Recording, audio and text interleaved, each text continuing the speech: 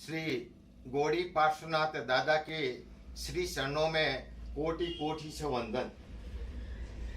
जिन शासन के गौरव, गढ़ सिवाना के लाडले, जन जन के प्रेरणा पुंज आचार्य देव श्री विमल सागर सुरेश्वर जी महाराज साहेब व सभी साधु भगवंतों की शरणों में कोटि कोटि से वंदन। आज प्रवचन में जुड़े सभी धर्म प्रेमी बंधुओं का ऑल इंडिया सिवाना गौड़ी फेडरेशन परिवार आपका हार्दिक अभिनंदन करता है।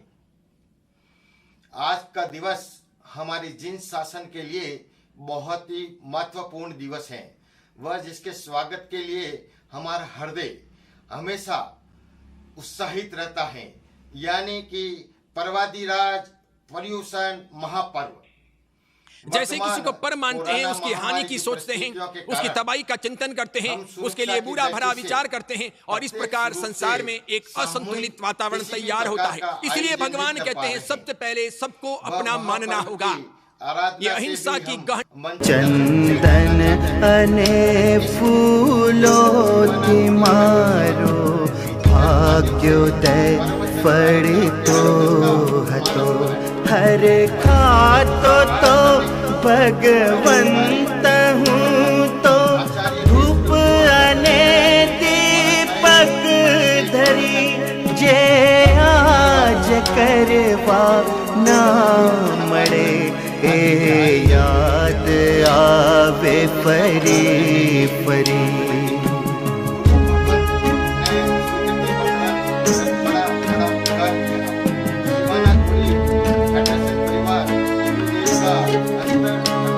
चोखात सीतशिला अने रत्नयत्रयी स्वस्तिक रचु। का नींव मजबूत करना व मातृभूमि गढ़ सिवाना नगर में प्रतिवर्ष धार्मिक, सामाजिक, जीवदया, खेलकूद आदि कार्यक्रमों का आयोजन करके सिवाना वासियों को मातृभूमि आने के लिए प्रोत्साहित करना है। वह हमारे गांव की विकास यात्रा में सहभागी बनना है, क्योंकि हमारे गांव में, हमारी गांव से ही हमारी पहचान, वह हमारा गांव ही हमारा गौरव है।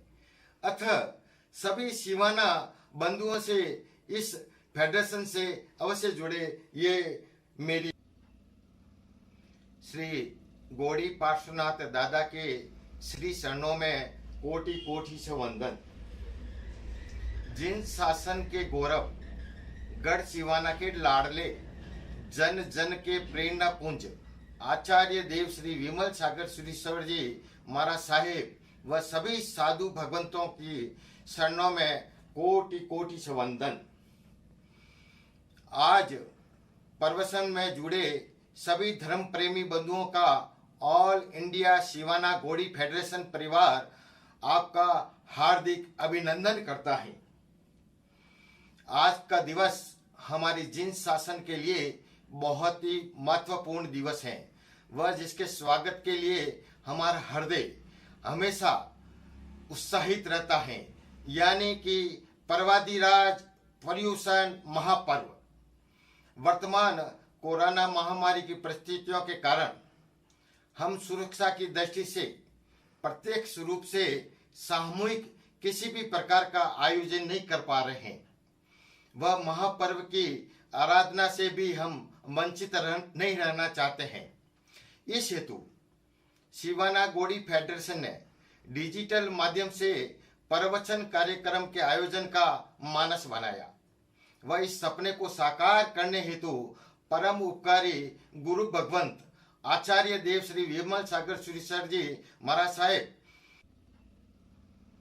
श्री गौड़ी पार्श्वनाथ दादा के श्री चरणों में कोटि कोटि से वंदन।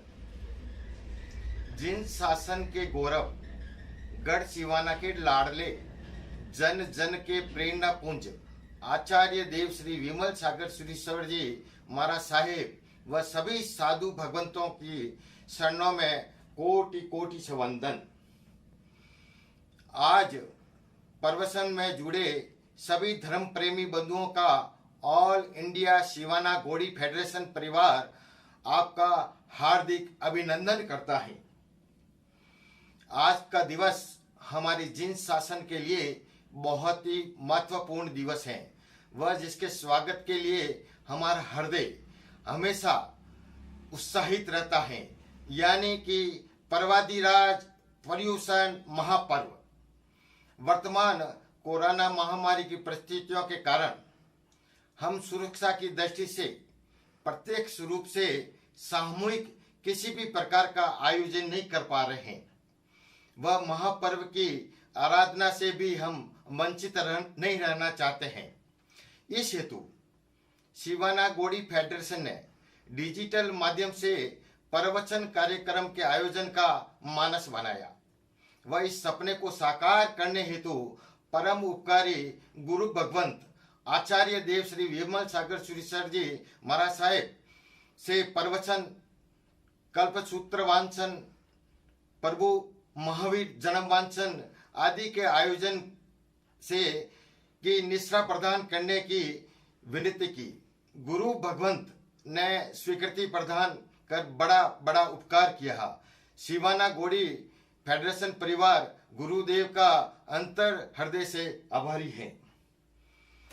शिवाना गौड़ी फेडरेशन का मुख्य उद्देश्य सभी शिवाना वासियों को आपस में जोड़कर आपसी परिचय का नींव मजबूत करना व मातृभूमि गढ़ शिवाना नगर में प्रतिवर्ष धार्मिक सामाजिक जीव शिवाना वासियों को मातृभूमि आने के लिए ही प्रोत्साहित करना है। वह हमारे गांव की विकास यात्रा में सहभागी बनना है, क्योंकि हमारे गांव में हमारी गांव से ही हमारी पहचान, वह हमारा गांव ही हमारा गौरव है। अतः सभी शिवाना बंधुओं से इस फेडरेशन से अवश्य जुड़े, ये मेरी विनती है। इस हमें गर्व की अनुमति होती है कि पूज्य गुरु बोलिए गौड़ी पार्श्वनाथ भगवान की जय। धन्यवाद जानकार भाई, और धन्यवाद देना चाहूंगा मैं अखिल भारतीय शिवाना गौड़ी फेडरेशन के समस्त सदस्यों को। आपने जो मुझे भक्ति करने का और गुरु चरणों में वंदन करने का जो एक मौका दिया है। राजस्थान की पावनकारी धर्मधरा गढ़ शिवाना की पावनकारी नगरी, जहां देवादिदेव त्रिलोकीनाथ गौड़ी पार्श्वनाथ साक्षात वहां विराजमान है। प्रभु के प्रति लगन, मातृभूमि के प्रति बोलिए गौड़ी पार्श्वनाथ भगवान की जय। धन्यवाद जानकार भाई, और धन्यवाद देना चाहूंगा मैं अखिल भारतीय शिवाना गौड़ी फेडरेशन के समस्त सदस्यों को। आपने जो मुझे भक्ति करने का और गुरु चरणों में वंदन करने का जो एक मौका दिया है। राजस्थान की पावनकारी धर्मधरा गढ़ शिवाना की पावनकारी नगरी, जहां देवादिदेव त्रिलोकीनाथ गौड़ी पार्श्वनाथ साक्षात वहां विराजमान है। प्रभु के प्रति लगन, मातृभूमि के प्रति प्रेम और संघ के प्रति समर्पण की भावना ये पूरे शिवांशी पट्टी में हो, ऐसी भावों के साथ जिन्होंने फेडरेशन की महामंगलकारी स्थापना की है, ऑल इंडिया शिवाना गौड़ी फेडरेशन, जिसमें मातृभूमि के प्रति एक प्रेम बल से, मातृभूमि के प्रति एक राग पूरे शिवांशी पट्टी, आज पुण्यशाली शिवांशी पट्टी के सदस्य हिंदुस्तान या विश्व के कहीं भी कोने में हैं।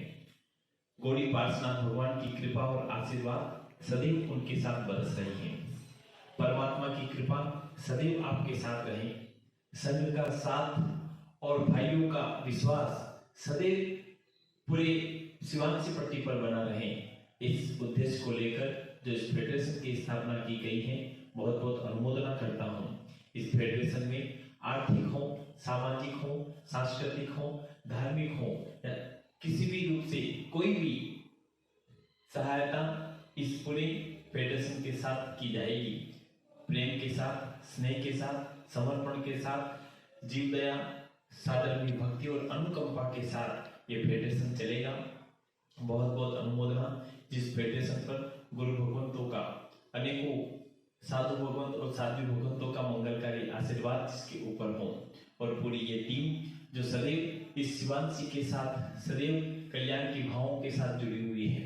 आइए पर्वतिराज पर्व प्रदर्शन का आज पहला दिन, और पहले दिन में ही हम हमारे इस गढ़ सिवाना नगरी के ही रत्न क्रांतिकारी संत परम पूज्य आचार्य भगवत विमल सागर सुरेश्वर जी महाराज साहिब के मुखारबिंद से मंगल प्रवचन माला ज्ञान की गंगा आप और हम सब मिलकर सुनते हैं। ऐसे उपकारी गुरुदेव को सकल श्री संघ की ओर से पावन चरणों में नमन करूं, वंदन करूं, और मैं तो यही गुरुदेव के चरणों में एक भावना भरता हूं और कहता हूं, चारों तीरथ धाम गुरु के चरणों में, चारों तीरथ धाम गुरु के चरणों में, हे गुरुदेव प्रणाम आपके चरणों में, चारों तीरथ धाम गुरु के चरणों में, हे गुरुदेव प्रणाम आपके चरणों में। हृदय में माँ पद्मावती है, कंठ शारदे माता है, कंठ शारदे माता है, जो भी मुख से वचन कहे वो वचन सिद्ध हो जाता है, वो वचन सिद्ध हो जाता है। हे गुरु ब्रह्मा, हे गुरु विष्णु, हे गुरु ब्रह्मा, हे गुरु विष्णु, हे शंकर आपके चरणों में, हे गुरुदेव प्रणाम आपके चरणों में, हे गुरुदेव प्रणाम आपके चरणों में। ऐसे गुरुदेव के पावन चरणों में वंदन करते हुए सकल श्री संघ की ओर से एक ही बात निवेदन करूं, क्योंकि गुरुदेव की वाणी अद्भुत रूप से महामंगलकारी वाणी है, जिन्होंने युवा शक्ति को एकत्रित करते हुए जिन शासन के प्रति अड़ग और अटूट और विश्वास के साथ रहने का और सतर्कता के साथ रहने का जो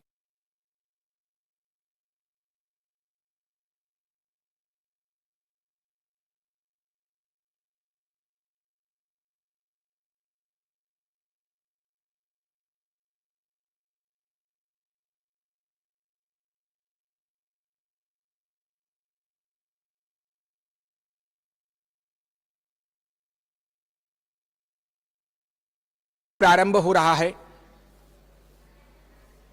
गणिवर्य श्री पद्म विमल सागर जी महाराज और सभी साधु भगवान सामूहिक तरीके से गुरुवंदन के साथ में कार्यक्रम की शुरुआत करते हैं। आप सभी लोग अपने अपने स्थानों पर जहां कहीं बैठे हैं तैयार हो जाइए। जिनके घुटने में कमर में तकलीफ हो वो बैठे बैठे गुरुवंदन करेंगे। बाकी सभी लोगों को बहुमान पूर्वक खड़े होना है, मुख शुद्धि रखनी है, कुछ खाते पीते हुए प्रवचन नहीं सुनना है, भावपूर्वक गुरुवंदन करना है। गुरु तत्व की साधना के लिए गुरुवंदन अत्यंत आवश्यक है।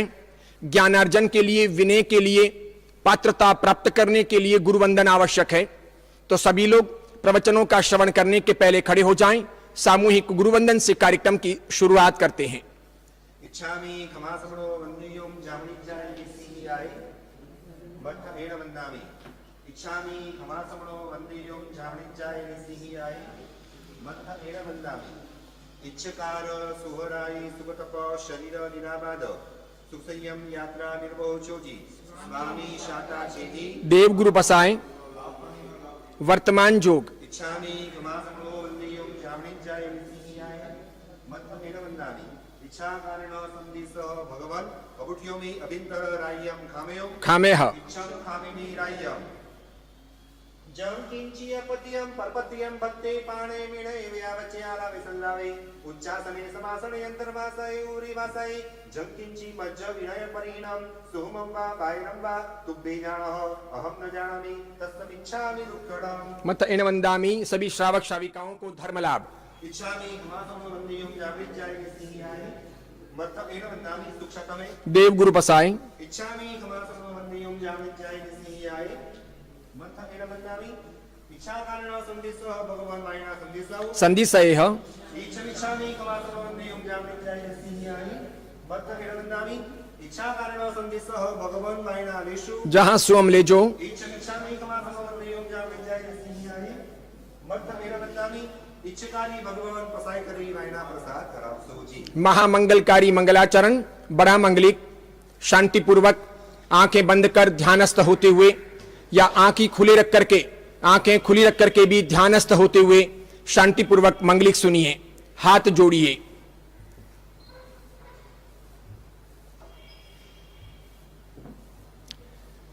नमो अरिहंताणम नमो सिद्धाणम नमो आयरियाणम नमो उवज्झायाणम नमो लोये सब्बसाहुणम एषो पंचैनमुक्कारो सव्वपावपणासनो मंगलानं च सव्वेसिं परमं हवै मंगलम् चत्तारी मंगलम् अरिहन्ता मंगलम् सिद्धा मंगलम् साहू मंगलम् केवली पन्नतो धम्मो मंगलम् चत्तारी लोगुत्तमा अरिहंता लोगुत्तमा सिद्धा लोगुत्तमा साहू लोगुत्तमा केवली पन्नतो धम्मो लोगुत्तमो केवली पन्नतो धम्मो लोगुत्तमो चत्तारी शरणं पवज्जामि अरिहन्ते शरणं पवज्जामि सिद्धे शरणं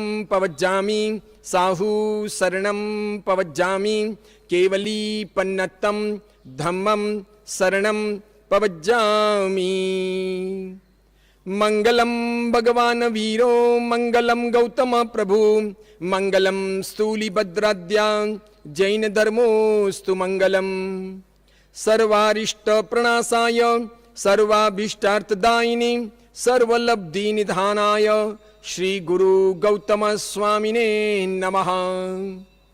अंगूठे अमृतवसे लब्धितना भंडार श्री गुरु गौतम समरिये मनवांचित फलदातार तपोनिधिं महाशांतं योगिनं ज्ञानिनं तथा विद्वांसं च महोदार्यं नौमि श्री बुद्धिसागरं नौमि श्री कैलाससागरं नौमि श्री सुबोधसागरं नौमि श्री पद्मसागरम्। ओम सियाउसाय नमः श्रीमाणि भद्रदिशतु मम सदा सर्वकार्येषु सिद्धिम्। ओम आं क्रों ह्रीं द्रां द्रीं क्षां क्षीं क्षूं क्षैं क्षौं क्षः घंटाकर्णमहावीर क्षेत्रपालाय नमः। ममोपरि प्रसन्नो भव प्रत्यक्षं दर्शनं देहि वाञ्छितं पूरय पूरय स्वाहा। ओम ऐं नमः ओम ह्रीं श्रीं क्लीं ऐं नमः ओम ह्रीं क्लीं ब्लूं श्रीं हसकलरीं ऐं नमः। ओम ह्रीं श्री सरस्वत्यै नमः। ओम पद्मावती पद्मनेत्रे पद्मासने लक्ष्मीदायिनी वाञ्छापूर्णी रिद्धिं सिद्धिं जयं जयं जयं कुरु कुरु स्वाहा। ओम क्षां क्षीं क्षूं क्षैं क्षौं क्षः श्रीनाकोडा भैरवाय नमः स्वाहा। ओम क्षां क्षीं क्षूं क्षैं क्षौं क्षः श्री अत्रस्त क्षेत्रपाल देवताभ्यो नमः स्वाहा। ओम ह्रीं अर्हं श्री आदिनाथाय नमः। ओम ह्रीं अर्हं श्री विमलाचल परमेष्ठिने नमः। ओम ह्रीं अर्हं श्री शत्रुंजय महागिरिराजाय नमः। ओम ह्रीं अर्हं श्री वासुपूज्य स्वामिने नमः। ओम ह्रीं श्री गोमुख यक्षराजाय नमः। ओम ह्रीं श्री चक्रेश्वरी महादेव्यै नमः। ओम ह्रीं श्री ज्वालामालिनी महादेव्यै नमः। ओम ह्रीं श्री पंचांगुली महादेव्यै नमः। ओम ह्रीं श्री अंबिका महादेव्यै नमः। ओम ह्रीं श्री देव्यै नमः। ओम श्रीं ह्रीं क्लीं महालक्ष्म्यै नमः। ओम स्वाहा ओम स्वाहा। ओम श्री जिराउली पार्श्वनाथ रक्षां कुरु कुरु स्वाहा। ओम नमो श्री शंकेश्वर पार्श्वनाथाय ह्रीं श्रीं धरणेन्द्र पद्मावती सहिताय अट्टे मट्टे क्षुद्रान् संभय संभय दुष्टान् चूरय चूरय मनोवाञ्छितं पूरय पूरय हरिद्धिं वृद्धिं कुरु कुरु स्वाहा। ओम ह्रीं श्रीं अर्हं नम्योणापास विसहरवसः जिनाफुलिंग ह्रीं श्रीं नमः स्वाहा। ओम नमो नमो राम ह्रीं रूं रः य क्ष ह्रीं फट् फट् स्वाहा। ओम सूर्य सोमांगार बुध बृहस्पति शुक्र शनिश्चर राहु केतव सर्वग्रह मम सानुग्रह भवन्तु स्वाहा। ओम इंद्राग्नि यम नैऋत वरुण वायु कुबेरेशान ब्रह्मनागेति सर्वे 10 दिक्पाला मम सानुग्रह भवन्तु स्वाहा। ओम चंदे सुचंदे चंदपय सुपय ऐपय महपय थ थ थ स्वाहा। ओम भवनवैवाण वंतरे जोईसवासी विमानवासी जे के दुट्ट देवा ते सव्वे उवसमन्तु मम स्वाहा। ओम ह्रीं श्री सर्वोपद्रवान् नाशय नाशय स्वाहा। 24वें तीर्थंकर परम करुणा के निधान जगत के समर्थ सार्थवाह भगवान महावीर स्वामी के श्री चरणों में भावभीनी वंदना। भगवान महावीर की उज्जवल परंपरा के सभी छोटे बड़े गच्छ संप्रदायों और समुदायों के समस्त पंच महाव्रतधारी पूजनीय साधु साध्वी जी भगवंतों को भावभीनी वंदना। ओम शांति शांति शांति।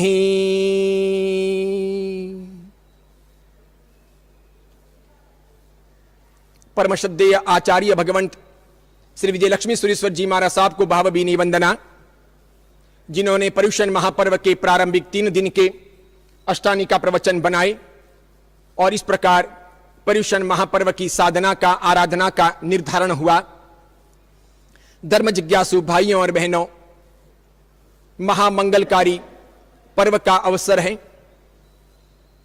आप सभी को पर्युषण महापर्व के उपलक्ष्य में धार्मिक, आध्यात्मिक, नैतिक, व्यवहारिक चौहु प्रकार के विकास और उन्नति की महामंगलकारी कामनाएं। आप सबका जीवन समृद्ध बने, शांत बने, सौम्य बने, धर्म आराधनामय बने, अभिवृद्धि को प्राप्त करें, ऐसे हम आशीर्वाद प्रेषित करते हैं। कोरोना की महामारी चल रही है, सब तरफ लॉकडाउन है, उपाश्रयों में, मंदिरों में आवागमन पर प्रतिबंध है, इसलिए बिना श्रावक श्राविकाओं के इस प्रकार प्रवचन देने पड़ रहे हैं। लेकिन अपना सौभाग्य है, बहुत बड़ी मात्रा में श्रद्धालु भारत के विविध प्रांतों में और विदेशों में इन प्रवचनों का लाभ ले रहे हैं, लाभान्वित हो रहे हैं। करीब 6 लाख से अधिक लोग इन प्रवचनों से जुड़ रहे हैं, पावन बन रहे हैं। प्रवचन प्रेरणा का केंद्र है, ये जिनवाणी है, ये मन के विषय कषायों को दूर करने का अमोघ उपाय है। इन्हीं से भावनाओं में अभिवृद्धि होती है, इन्हीं से सुकृत की प्रेरणा मिलती है। मनुष्य जिनवाणी को सुनकर के ही त्यागी वैरागी बनता है। वीरति का आधार बिना जिनवाणी के नहीं पनपता, इसलिए सभी साधनाओं में जिनवाणी अत्यंत आवश्यक है। आप तपस्या करते हो, प्रतिक्रमण करते हो, सामायिक करते हो, जाप इत्यादि करते हो, दान देते हो, अन्य छोटे बड़े व्रत प्रचकान करते हो, नीति नियमों का परिपालन करते हो, जिन मंदिर उपाश्रय इत्यादि जाते हो, नाना प्रकार की जिन शासन में बताई हुई साधनाएं करते हो। लेकिन अगर जिनवाणी का श्रवण के प्रति, प्रवचनों को सुनने के प्रति अगर आपका मन उदासीन है, तो मानो ये बहुत बड़ी जिंदगी की खोट है। आप मनुष्य जन्म प्राप्त करके, जैन धर्म में जन्म लेकर के भी बहुत बड़े सौभाग्य से वंचित रह रहे हैं। भगवान कहते हैं जिनवाणी अवश्यमेव सुननी चाहिए। परमात्मा के वचनों का, शास्त्रों का ज्ञान प्राप्त करना चाहिए। जो कोई भी पंच महाव्रतधारी साधु साध्वी जी भगवंत सद्भावनाओं के साथ प्रकाशित होते हैं, उन्हें अवश्यमेव सुनना चाहिए। उसी से जीवन का परिष्कार होगा। आज एक साथ में 2 पर्वों का निर्धारण हो गया है। एक आध्यात्मिक पर्व है, दूसरा राष्ट्रीय पर्व है। एक तरफ राष्ट्र विदेशियों की गुलामी से मुक्त हुआ, दूसरी तरफ भीतर की विषय कषायों की, संसार की मोह माया की गुलामी से मुक्त होने के लिए आध्यात्मिक पर्व पर्युषण है। जैन परंपरा व्यवहारिक सामाजिक पर्वों में विश्वास नहीं करती। यहाँ खाना पीना, रंगना, नाचना, कूदना, गाना, ऐश आराम करना, मौज मस्ती करना, मौज शौक करना, मनोरंजन करना इत्यादि के लिए पर्व नहीं हुआ करते। जैन परंपरा के पर्व प्रेरणा देते हैं, वे पवित्र बनाते हैं, वे दुर्गुणों से मुक्त करते हैं, वे भव्य भावनाओं से भरते हैं, वे धार्मिक आध्यात्मिक उन्नति का मार्ग प्रशस्त करते हैं। और इसीलिए जैन परंपरा लोकोत्तर परंपरा है। इसके पर्व भी लौकिक नहीं है, लोकोत्तर है। पर्युषण महापर्व भी जैन परंपरा का एक महान लोकोत्तर पर्व है, अत्यधिक लोकप्रिय पर्व है। सबसे अधिक ख्याति इस महापर्व ने प्राप्त की है। चूंकि शास्त्रों के अनुसार पर्युषण महापर्व शाश्वत नहीं है, हर काल में, हर तीर्थंकर के समय में, हर स्थान में यह मनाया जाता है, ऐसा कोई आवश्यक नहीं है। लेकिन ओली महापर्व है, चैत्र महीने की ओली हो या आसोज महीने की ओली हो, यह शाश्वत पर्व है। यह हर काल में, हर क्षेत्र में उपासना के तौर पर, नवपद की आराधना के तौर पर स्वीकृत किए गए हैं और उन्हें लोग आराधना में लेकर जीवन का कल्याण करते हैं। नवपद अपनी साधना का सार है और नवपद के आधार पर ही आत्मा का कल्याण होता है। पंच परमेष्टि यानी अरिहंत सिद्ध आचार्य उपाध्याय साधु और उसके बाद में दर्शन ज्ञान चारित्र तप, ये चार मोक्ष मार्ग के राह बताने वाले, मोक्ष मार्ग की ओर ले जाने वाले उपाय हैं, ऐसे तत्व हैं। इस प्रकार नवपदों के आधार पर नवपद की ओली होती है, वो शाश्वत पर्व है। फिर भी कहना चाहूंगा, उन दोनों नवपद की ओलियों ने जितनी लोकप्रियता प्राप्त नहीं की, उतनी अधिक लोकप्रियता पर्युषण महापर्व ने प्राप्त की है। हजारों लाखों की संख्या में जैन इन 8 दिनों में जुटते हैं, एकत्रित होते हैं, भव्यता के साथ में साधना आराधना करते हुए पर्युषण महापर्व को मनाते हैं। जरूर हम 15 अगस्त की वजह से आज राष्ट्रीय पर्व भी मना रहे हैं। भारत गुलामियों से मुक्त बना, विदेशियों से मुक्त बना, लेकिन विदेशियों की मानसिक गुलामी आज भी हम सबके दिलो दिमाग पर छाई हुई है। खड़े हाथों में देखें तो अभी भी हम परतंत्र हैं, अभी भी हम राम राज्य की तरफ, अहिंसा की तरफ, शुद्ध शाकाहार की तरफ आगे नहीं बढ़ पाए हैं। हर छोटे बड़े व्यक्ति को न्याय नहीं मिल पा रहा है। कितने ही सारे लोगों के साथ में अन्याय हो रहा है। कई लोग दब रहे हैं, कुचल रहे हैं। जो लोग बड़े हैं, सत्ताधीन हैं, जिनके पास में लंबे हाथ हैं, जिनके पास में अलग प्रकार का संभावनाओं का आधार है, वे लोग सफल होते हैं। सामान्य मनुष्य अभी भी भारत में निष्फल रहता है, उसे कई सारे दुखों को, पीड़ाओं को भुगतना पड़ता है। इसलिए खरे अर्थों में देखें तो आजादी अभी दूर है। हम पूरी तरह से दुर्बुद्धि से, दुराचार से, दुर्विचारों से, पक्षपात से, अन्याय से, भ्रष्टाचार से मुक्त नहीं हो पाए हैं। इन गुलामियों को दूर करके ही हम सच्चे खरे अर्थ में स्वतंत्र बन पाएंगे। लेकिन महावीर भगवान बड़ी निराली बात करते हैं। उन्होंने पर्युषण महापर्व के तौर पर कहा है कि यह आध्यात्मिक क्रांति का पर्व है, यह वैचारिक समृद्धि का पर्व है, यह भीतर को मांझने का पर्व है, यह बाहर से टूटने और अंदर में आ जाने का पर्व है, यह सब प्रकार के व्यवधानों से हटने और भीतर में बसने का पर्व है, यानी अंदर एक ज्ञान का दिया जलाने का पर्व है।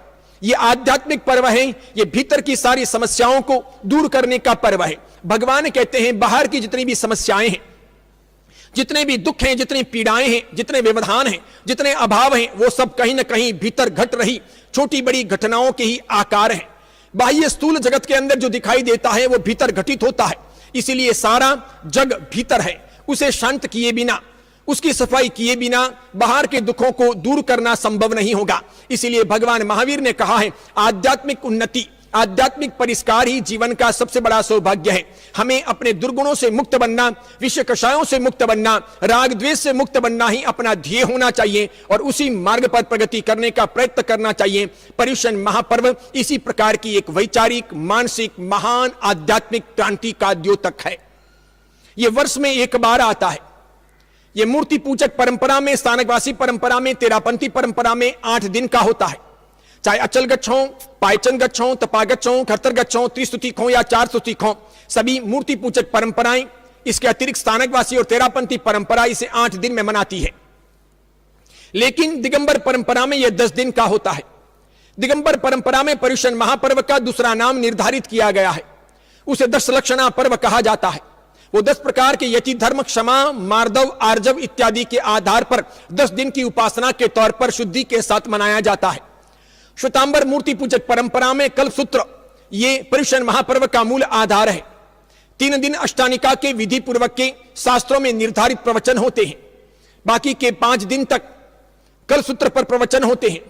4 दिन कल्पसूत्र को गुजराती या हिंदी भाषांतर के तौर पर पढ़ा जाता है। आखिरी संवत्सरी के 8वें दिन 1200 सूत्र यानी कल्पसूत्र का जो मूल भाग है अर्धमागधी में निबद्धित है, 1215 गाथा के बराबर है, उसे श्रद्धापूर्वक स्वाध्याय के तौर पर, जिनवाणी के तौर पर, महान मंत्रों के तौर पर, परमात्मा के अमोघ उपाय और जीवन की क्रांति के तौर पर, विषय कषाय और शोक इत्यादि को दूर करने के तौर पर भावपूर्वक सुना जाता है। इस दौरान प्रतिक्रमण किए जाते हैं 17, सवेरे के 8, शाम के 8 और एक प्रतिक्रमण पारने की पंचमी के दिन का। इसमें एक चतुर्दशी का प्रतिक्रमण आता है, एक संवत्सरी का प्रतिक्रमण आता है। जैन श्वेतांबर मूर्ति पूजक परंपरा में ये चीजें बड़ी शालीनता के साथ और दूसरे लोगों से, दुनिया से अहिंसा की परिपालना करवाना। आज के लोकतंत्र के जमाने में अहिंसा की परिपालना करना भी मुश्किल हो रहा है और अहिंसा की परिपालना करवाना भी मुश्किल हो रहा है। पुराने जमाने में, राजा महाराजाओं के जमाने में, यहां तक कि अंग्रेजों के जमाने में भी अहिंसा का परिपालन करना और करवाना काफी सरल था। करवाने के लिए अंग्रेजों को समझाया जा सकता था। वे राज्य शासक जैन समाज की बातों को समझते थे। परिशन महापर्व के दौरान कत्लखाने बंद रखते थे। वे स्वयं भी ऐसा आहार न करें, इस प्रकार का प्रयास करते थे। मांसाहार की बिक्री पर रोक लगती थी। पशु पक्षियों के आवागमन को रोकते थे। नाना प्रकार की हिंसाओं को टालते थे। मछली मारी इत्यादि नहीं होती थी। और इस प्रकार उनको कह करके, उनकी सत्ताओं का उपयोग करके जैन समाज ने अंग्रेजों के काल में, पुर्तगालियों के काल में भी बड़ी मात्रा में अहिंसा का परिपालन करवाने का प्रयास किया था। जैन समाज प्रारंभ से ही, शुरू से ही अहिंसा प्रधान समाज है। इसके रग रग में अहिंसा बसी है। यह जीव दया का द्योतक है। यह अहिंसा का पर्याय है। अहिंसा जितनी जैन समाज में उतरी है, उतनी दुनिया में किसी भी समाज में, धर्म में, व्यक्तियों में नहीं उतरी है। अहिंसा का पोषण भगवान महावीर की देन है। अहिंसा को जितना समझें, विशेष करके द्रव्य अहिंसा के बजाय भाव अहिंसा को जितना समझें, उतना अपना सौभाग्य।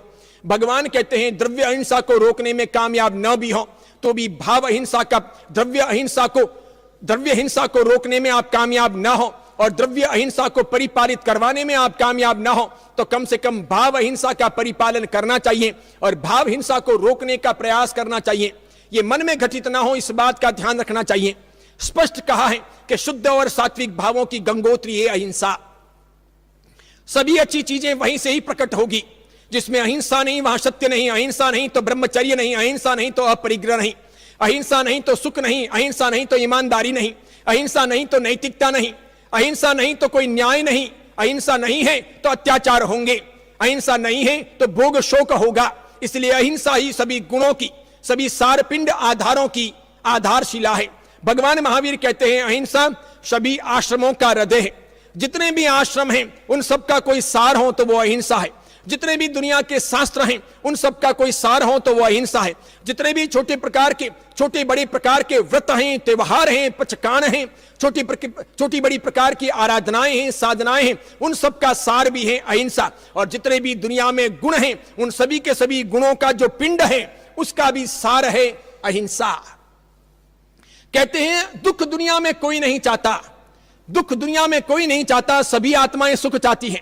चींटी हो या फिर कोई मकोड़ा हो, कोई मक्खी हो, कोई छोटे बड़े चूहे हो, बिल्ली हो, कुत्ते हो, गाय घोड़े बैल हो, कोई भी दुख नहीं चाहते। कोई पशु पक्षी दुख नहीं चाहते। मनुष्य तो दुख चाहता ही नहीं, वो सदैव सुख की कामना करता है, सुख के ही सपने देखता है। लेकिन भगवान महावीर दो टूक स्पष्ट शब्दों में वक्तव्य देते हुए कहते हैं, आपको और मेरी आत्मा को जगाने के लिए संबोधन करते हैं कि अगर हम दुख नहीं चाहते हैं तो सबसे पहले हमें हिंसा से मुक्त हो जाना चाहिए, अहिंसक बन जाना चाहिए। क्यों? तो भगवान महावीर आगे जवाब देते हैं कि हिंसा दुखों के सिवाय कहीं नहीं ले जाती। हिंसा का मार्ग निपट दुखों का मार्ग है। हिंसा पर चलकर आप दुखी ही होंगे, सुख नहीं मिल सकता। जीवन की संभावनाएं हिंसा में समाप्त हो जाएगी। अहिंसा में शांति है, सौम्यता है, मैत्री है, प्रेम है, आनंद है, सुख की अनुभूति है, लंबे जीवन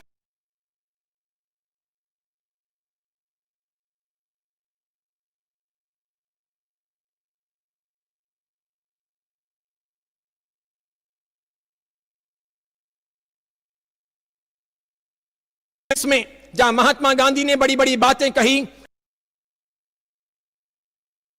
अन्य कई सारे उपदेश दिए गए, हजारों लाखों की संख्या में धर्मशास्त्रों के निर्माण हुए, लाखों की संख्या में मंदिरें, मस्जिदें, गिरजाघर इत्यादि बने और इस प्रकार कितना ही सारा धर्म आराधन हुआ। और फिर भी इस देश के अंदर गौशालों के लिए सब्सिडी नहीं होती, पशु पक्षियों को बचाने के लिए सब्सिडी नहीं होती, उनके रखरखाव के लिए, उनकी हिफाजत के लिए कोई सब्सिडी नहीं होती, लेकिन पशु पक्षियों को मारने के लिए, कत्लखानों के लिए, मांस निर्यात के लिए सब्सिडी दी जाती है। यानी पापियों को सपोर्ट दिया जाता है, पुण्यशालियों को कुछ नहीं मिलता। पुण्यशाली हाथ मचलते रह जाते हैं, पापी अपना सब काम करते हैं। कैसी ये नीति, कैसी ये सरकारीकरण, कैसी ये सोच, कैसी ये राजनीति, कैसी ये कूटनीति। किस प्रकार हम बलवान बनेंगे, कैसे हम पुण्य का भंडार भरेंगे, कैसे हम पापों से मुक्त बनेंगे, कैसे हम भारत को राम राज्य बनाएंगे। राम मंदिर तो बन सकता है, महावीर का मंदिर बन सकता है, गुरु नानक देव का कोई गुरुद्वारा बन सकता है, बहुत बड़ी मस्जिद बन सकती है, गिरजाघर बन सकते हैं, लेकिन राम राज्य की स्थापना का मतलब है अहिंसा प्रधान देश हो, जहां लोगों में प्रेम हो, भाईचारा हो, मैत्री हो, जहां ना हिंदू हो, ना मुसलमान हो, ना सिख हो, ना ईसाई हो, किसी प्रकार के भेदभाव ना हो, सबको शांति से जीवन बसर करने का, गुजर बसर करने का आधार मिलता हो। यह अहिंसा के बगैर संभव नहीं, क्योंकि अहिंसा ही नीतिमत्ता लाती है। जो भी हिंसा के मार्ग पर हैं बेईमान कहे जाएंगे। हिंसा और बेईमानी में कोई अंतर नहीं, हिंसा और अत्याचार में कोई अंतर नहीं, हिंसा और दुखों में भी कोई अंतर नहीं, सब साथ साथ चलते हैं। और इसीलिए जिनको महावीर के मार्ग पर चलना है उनको हिंसा छोड़नी होगी, अहिंसा अपनानी होगी, क्योंकि महावीर और हिंसा दोनों साथ साथ नहीं चल सकते। महावीर के साथ चले तो अहिंसा के साथ चलना होगा, और महावीर के साथ ना चले तो ही हिंसा आएगी। हिंसा के मार्ग पर चले तो महावीर पीछे छूट जाएंगे, अहिंसा को अपनाएंगे तो ही महावीर को साथ लेकर चल सकते हैं। बहुत मजेदार बात है, इस बात को गहराई से समझने की आवश्यकता है। बहुत दूर की बात ना करूं, नजदीक की बात करूं, बहुत भूतकाल की बातें ना करूं, आज की बात करूं तो भी आपको प्रेरणा मिलेगी। एक नहीं हजारों ऐसी घटनाएं हैं, एक नहीं हजारों ऐसे प्रसंग हैं, एक नहीं अनेक ऐसे अलग अलग प्रकार के उदाहरण हैं जो इंसान के मन को प्रेरणा देते हैं, अहिंसा की अलख जगाते हैं, जीवन को समृद्धि देते हैं, सच्ची सोच देते हैं। 1958 की बात कर रहा हूं, भारत की आजादी के करीब 11 साल बाद माओ जेडंग के तौर पर चीन के अंदर एक बहुत बड़ा क्रांतिकारी आदमी पैदा हुआ। आधुनिक चीन माओ को भगवान के तुल्य मानता है। माओवादी मानसिकता के आधार पर चीन का निर्माण हुआ है। चीनी लोग ये मानते हैं कि सब कुछ माओ ने दिया है, माओ की विचारधारा से चीन फला फूला है। ये सब बाहर की बातें हैं, भीतर की कुछ बातें भी जानने जैसी है, और वो जाने बिना सच्चाई और अच्छाई को हम प्राप्त नहीं कर सकते। इस दुनिया में साम्यवाद को लेकर मार्क्स पैदा हुए, लेनिन पैदा हुए, माओ पैदा हुए। उन लोगों ने ये झूठी शान शौकत को बनाए रखने के लिए कितने बड़े दुनिया में अत्याचार किए, कितने सारे धनवानों को लूटा खसोटा, दुनिया को सबको समान धरातल पर लाने के लिए अमीरों से पैसा छीना, गरीबों को दिया, और तो भी गरीबी वे मिटा ना सके, गरीबों को उन्होंने मिटाया। अमीरों को उन्होंने दिख दिया, शांति किसी को नहीं दी, और जब वे मरे तो वे बेमौत मरे, तड़पते हुए मरे। उनकी मौत पर किसी ने सदमा नहीं जताया, किसी प्रकार की शांति की स्थापना वे कर ना सके। इसके सामने भगवान महावीर ने सुंदर तरीके से अपरिग्रहवाद का सिद्धांत देकर के अहिंसा की, मानवता की, सदाचार की, नैतिकता की, सबके समानता की, सच्चे समाजवाद की, साम्यवाद की बात की थी। गांधी का साम्यवाद भी इसके सामने फैल हुआ, माओ लेनिन और मार्क्स का साम्यवाद भी फैल हुआ। दोनों की समाजवादी व्यवस्थाएं कहीं ना कहीं चिरमिरा गई। आज रूस में भी ये चीजें टूट गई, पश्चिम बंगाल में भी इन चीजों ने अंतिम श्वास ले ली। मार्क्सवादी सरकारें विदा हो गई, उनकी मानसिकता में तब्दीली लानी पड़ी। उसी प्रकार चीन भी आज पछता रहा, धीरे धीरे बहुत बड़ी औद्योगिक क्रांति के लिए आगे बढ़ रहा। मार्क्स ने, माओ ने, लेनिन ने तो औद्योगिक क्रांति की मनाई कही थी, कैसे कैसे उन लोगों ने उपक्रम अपनाए थे। और इसीलिए मैं कहना चाहूंगा, छदमस्ता आदमी कुछ भी कहें, उन बातों में बहुत दम नहीं होता। कितना भी वो ज्ञानी हो, कैसा भी वो एस्ट्रोलॉजी जानता हो, कितना भी वो इकोनॉमिस्ट हो, कैसा भी अच्छा साइंटिस्ट हो, कितना भी वो कृषि विज्ञानी हो, कैसा भी वो खगोल विज्ञानी हो, कितना भी वो कह दें, उसकी बुद्धि, उसके ज्ञान, उसकी परिपक्वता की सीमा आएगी। लेकिन जो केवल ज्ञान से निष्पन्न होता है, अंतरतम की गहराई से निकलता है, भगवान की जो चिन्हवाणी है, वे बातें अजर हैं, अमर हैं। 1958 के अंदर माओ जेडंग ने चीन की प्रजा को एक आदेश दिया कि चीन में चिड़ियाएं बहुत ज्यादा है, ये बड़ी मात्रा में खेतों से अनाज खा रही है। इन चिड़ियाओं को मारे बिना दिन दुगुनी रात चौगुनी बढ़ती हुई चीन की आबादी को पर्याप्त मात्रा में अनाज नहीं मिल सकता। क्योंकि हजारों लाखों टन अनाज ये चिड़ियाएं चुग जाती है। क्या करें? इन चिड़ियाओं को जालों में बंद कर नहीं सकते, खेत के ऊपर कोई जाली लगा नहीं सकते, तो क्या किया जाए? एक ही उपाय है, इन चिड़ियाओं को मौत के घाट उतारा जाए। इनको मार के ही हम अपना अनाज बचा सकते हैं, हमारी अपनी जिंदगी बचा सकते हैं। माओ ने आदेश दिया 1958 में, वो बादशाह था, वैचारिक क्रांति उसने की थी, लकीर का फकीर चीन उनके पीछे चल रहा था। न सोचा न समझा कैसे हम किस प्रकार अपने नायक बना लेते हैं, फरिश्ते बना लेते हैं, पागलों को भी उनके पीछे चल लेते हैं। पूरा चीन माओ के पीछे कदम से कदम मिला करके चलने लगा। देखते ही देखते लोग थालियां बजाने लगे, ड्रम बजाने लगे, ढोल नगाड़े बजाने लगे, नाना प्रकार के पत्थर उछालने लगे, छोटे बड़े औजार बनाने लगे, उन चिड़ियाओं को आकाश में मारने, उनके घोंसलों को उड़ाने, उनको उजाड़ने, उनके अंडों को फोड़ने, उनको शांति से कहीं बैठने न देने के लिए उन्होंने प्रयास किया। सुनकर आप आश्चर्य करोगे, 1958 और 1959 इन 2 वर्षों में चीन के अंदर करोड़ों की संख्या में चिड़ियाओं का खात्मा बुलाया गया। जगह जगह मक्खी मच्छर की तरह चिड़ियाओं को मारा गया। एक समय 1959 में ऐसा आया, पूरे चीन में आश्चर्य के तौर पर भी कोई चिड़िया दिखाई ना दे, इस कदर चिड़ियाओं को खत्म किया। इसलिए कि चिड़ियाएं अनाज चुग जाती है, चिड़ियाएं अनाज खा लेती है, खेती उजाड़ लेती है। इतनी करोड़ों अरबों चिड़ियाएं रोज अनाज खाती है तो लाखों क्विंटल अनाज वर्ष में बर्बाद होता है, और इसीलिए अपने यहां पर भूखमरी फैलती है, लोग गरीब रहते हैं, अनाज महंगा होता है, पर्याप्त मात्रा में खेती नहीं होती है, बहुत बड़ा हमको अनाज नहीं मिलता है, और ये सब अधिक अनाज प्राप्त करने के लिए चिड़ियाओं को मारना बेहतर समझा, खत्म कर दिया। माओ जेडंग ने इसके लिए 4 पेस्ट कैंपेन चलाया। 4 पेस्ट कैंपेन यानी 4 प्रकार की चीजों को कुचला जाए, खत्म किया जाए, मारा जाए। 1958 में यह स्टार्ट किया, 3 साल तक ये चला। 1958, 1959, 1960 क्या करना है? मक्खियों को मारना है, मच्छरों को मारना है, चूहों को मारना है और चिड़ियाओं को मारना है। जिलाने की बात उनके दिलो दिमाग में नहीं थी, जिंदगी देने की बात उनकी डिक्शनरी में नहीं थी, वो आ भी नहीं सकती, अहिंसा के बगैर नहीं आती। किसी को जीना या जीने देना या जिलाना या रोटी देना, कपड़ा देना, मकान देना, आसरा देना, आश्वासन देना, शांति देना, प्रेम देना, मैत्री देना, ये सब अहिंसा के बिना नहीं आ सकते। जिनका आहार मांसाहार हो, जो बिना शिक्षा संस्कारों के जन्म लिए हो, जिन्होंने महावीर की अहिंसा को न समझा हो, जिन्होंने वास्तविक दुनिया को न पहचाना हो, जिन्होंने आत्मज्ञान प्राप्त न किया हो, उनकी बुद्धि, उनकी क्षमता इसी प्रकार की होगी। वे दुनिया में जितना तहस नहस और करार ढाते हैं उतना कोई नहीं ढाता। ऐसा ही उन्होंने किया। माओ ने आज्ञा दी, 3 साल के अंदर करोड़ों अरबों की संख्या में चिड़ियाओं को, मक्खियों को, मच्छरों को और चूहों को खत्म कर दिया गया। किसी बिल में छिप करके भी चूहा जिंदा बैठ ना सका। इस कदर चूहे मारे, इस कदर मक्खियां मारी, इस कदर मच्छर मारे और इस कदर चिड़ियाएं मारी। अंततः 1960 में जैसी करनी वैसी भरनी, आज की अकल पाएगा, सर को उठाकर चलने वाला एक दिन ठोकर खाएगा। अगर आप किसी को मारते हो तो आपको जिंदगी नसीब नहीं हो सकती, आप किसी को दुखी करते हो तो आप सुखी नहीं हो सकते, आप किसी को परेशान करते हो तो आप शांति से नहीं जी सकते। जो आप करोगे वो आपको भुगतना है, जो बोओगे वो आपको फसल प्राप्त करनी है। कांटे बो करके आप आम हासिल नहीं कर सकते। यही हुआ। चीन के अंदर बहुत बड़ा अकाल पड़ा 1960 में, भूखमरी की चपेट में आ गया चीन। व्यापक मात्रा में बारिश नहीं हुई और व्यापक मात्रा में फसल का निर्माण नहीं हुआ। इधर जितनी फसल हुई उनको भी कीड़ों ने खा लिया। अंततः संशोधन हुआ, कई वैज्ञानिक परीक्षण हुए। एक बहुत बड़े वैज्ञानिक हुए चीन के, जिनका नाम था शियोशीन, जिनका नाम था शियोशीन। और उन्होंने सब प्रकार के परीक्षण करने के बाद में माओ से कहा, माओ तो कि क्या जेडंग आपने बहुत बड़ी गलती कर ली है, हो सके तो जल्दी से इसे सुधार लो। तो कि क्या?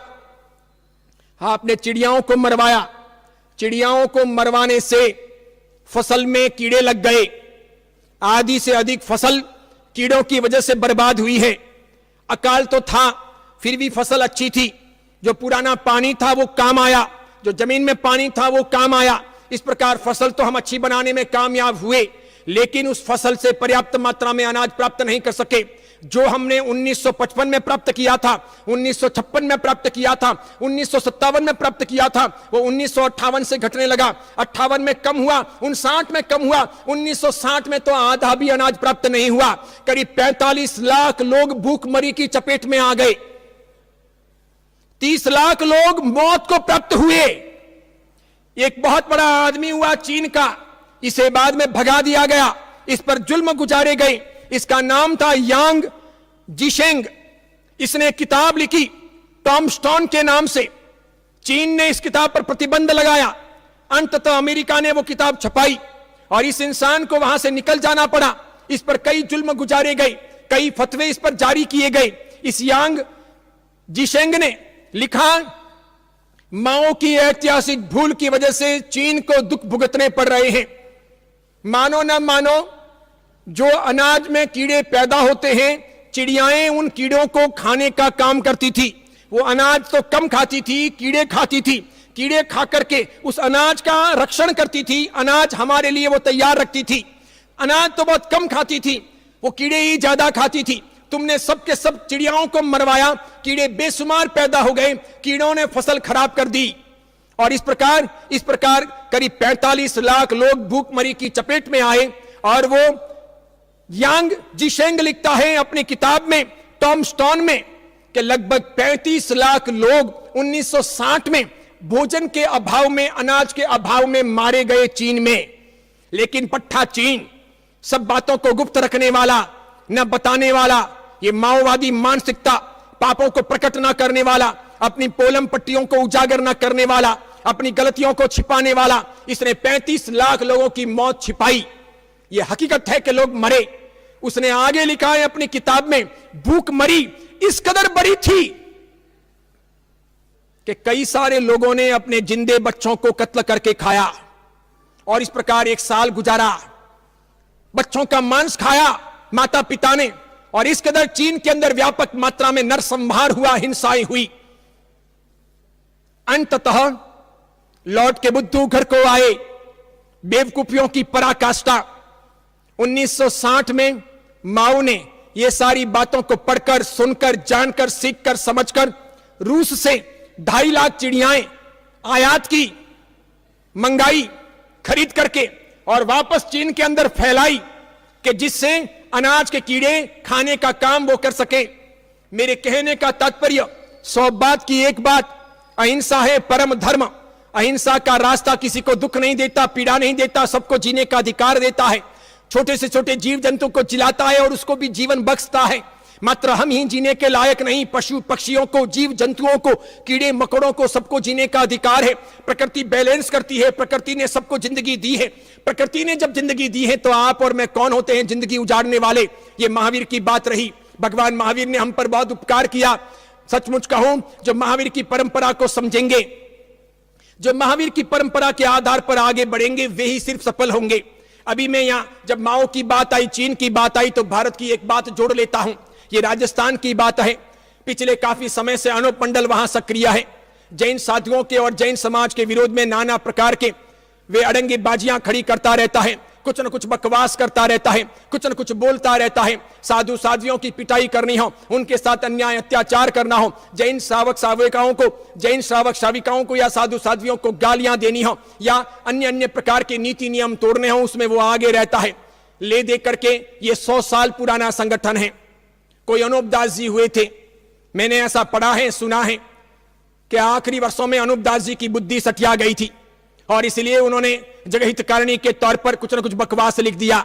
अब 100 साल की बातों पर वो यकीन करते हैं, लेकिन हमारी बातें तो 2500 साल पुरानी महावीर भगवान की और उसके पहले से आदिनाथ परमात्मा की परंपरा चल रही।